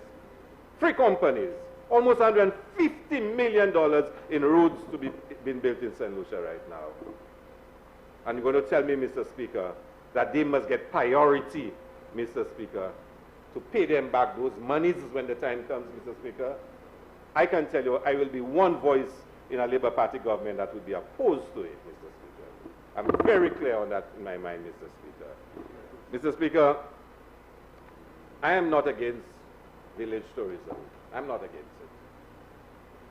But I believe, Mr. Speaker, and I'm certainly looking forward to this comprehensive plan that would deliver a more sustainable and resilient tourism product in St. Lucia.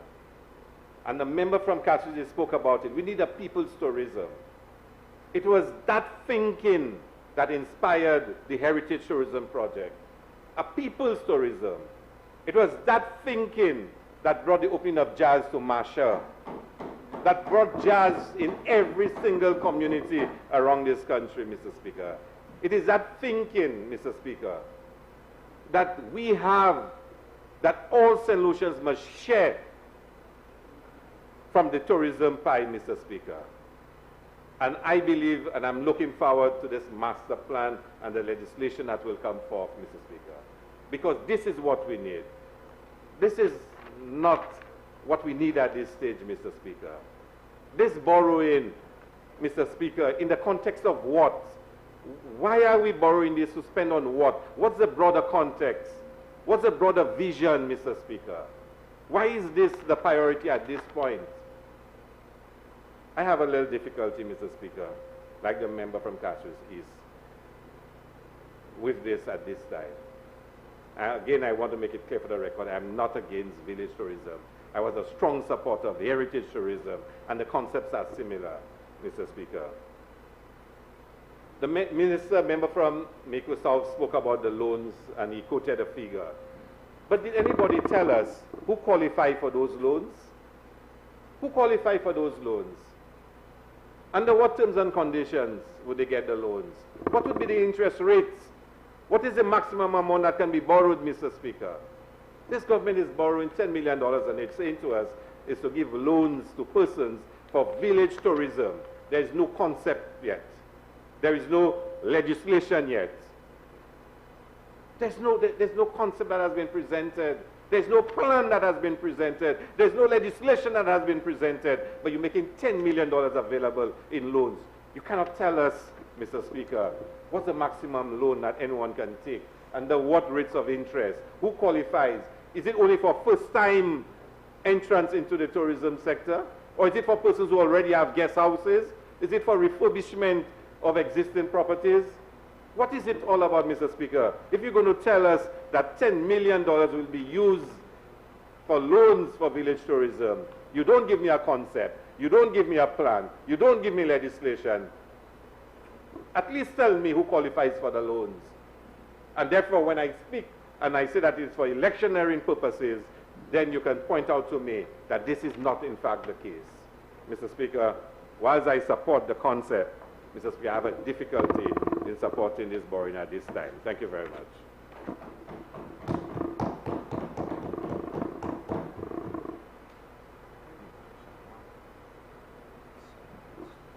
Speaker, I think that we suspend the House for lunch for 50 minutes.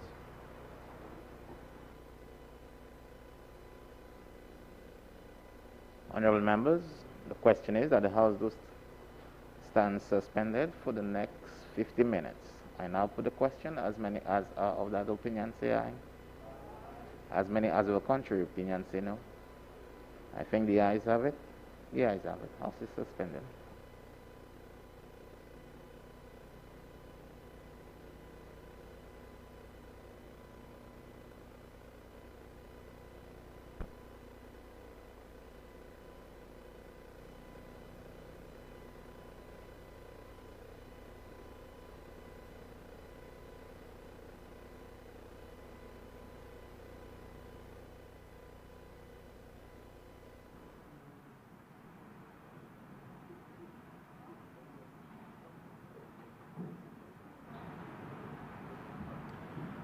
Proceedings in the House of Assembly for today, the 29th of September 2020, have been suspended for 15 minutes. That is nearly 1 hour to facilitate a lunch break. Today, we've so far seen debate ensuing for the motion that Parliament authorized the Minister of Finance to borrow an amount of US $3,750,000 from the CARICOM Development Fund for the purpose of providing financial assistance to support the implementation of Village Tourism Initiative by enhancing specified infrastructure and supporting eligible small and medium-sized enterprises. Also this morning, we've so far seen that papers have been laid by the Prime Minister and Minister for Finance, Honorable Alan Chasney, also Honorable Ezekiel Joseph, Honorable Bradley Felix, and Honorable Dominic Fady. We earlier this morning did see statements being made by the Minister for Physical Planning, Honorable Harris Stanislaus, is taking the position of government, just reinforcing the position of government in the Honorable House on recent concerns over the Peto management area, as has been articulated previously in a statement by the ministry. Another statement was made by the Minister for Transport, giving an update on the transport system under DigiGov, and the Minister for Tourism gave a status update on the gains made in the tourism sector as we proceed with a responsible phased reopening of the sector. At this point in time, we too take a break as like the parliamentarians, and we will resume the live broadcast after the 50-minute break. And do stay with us, stay tuned to NTN for more programming as we continue to bring you the latest coming from the government of St. Lucia.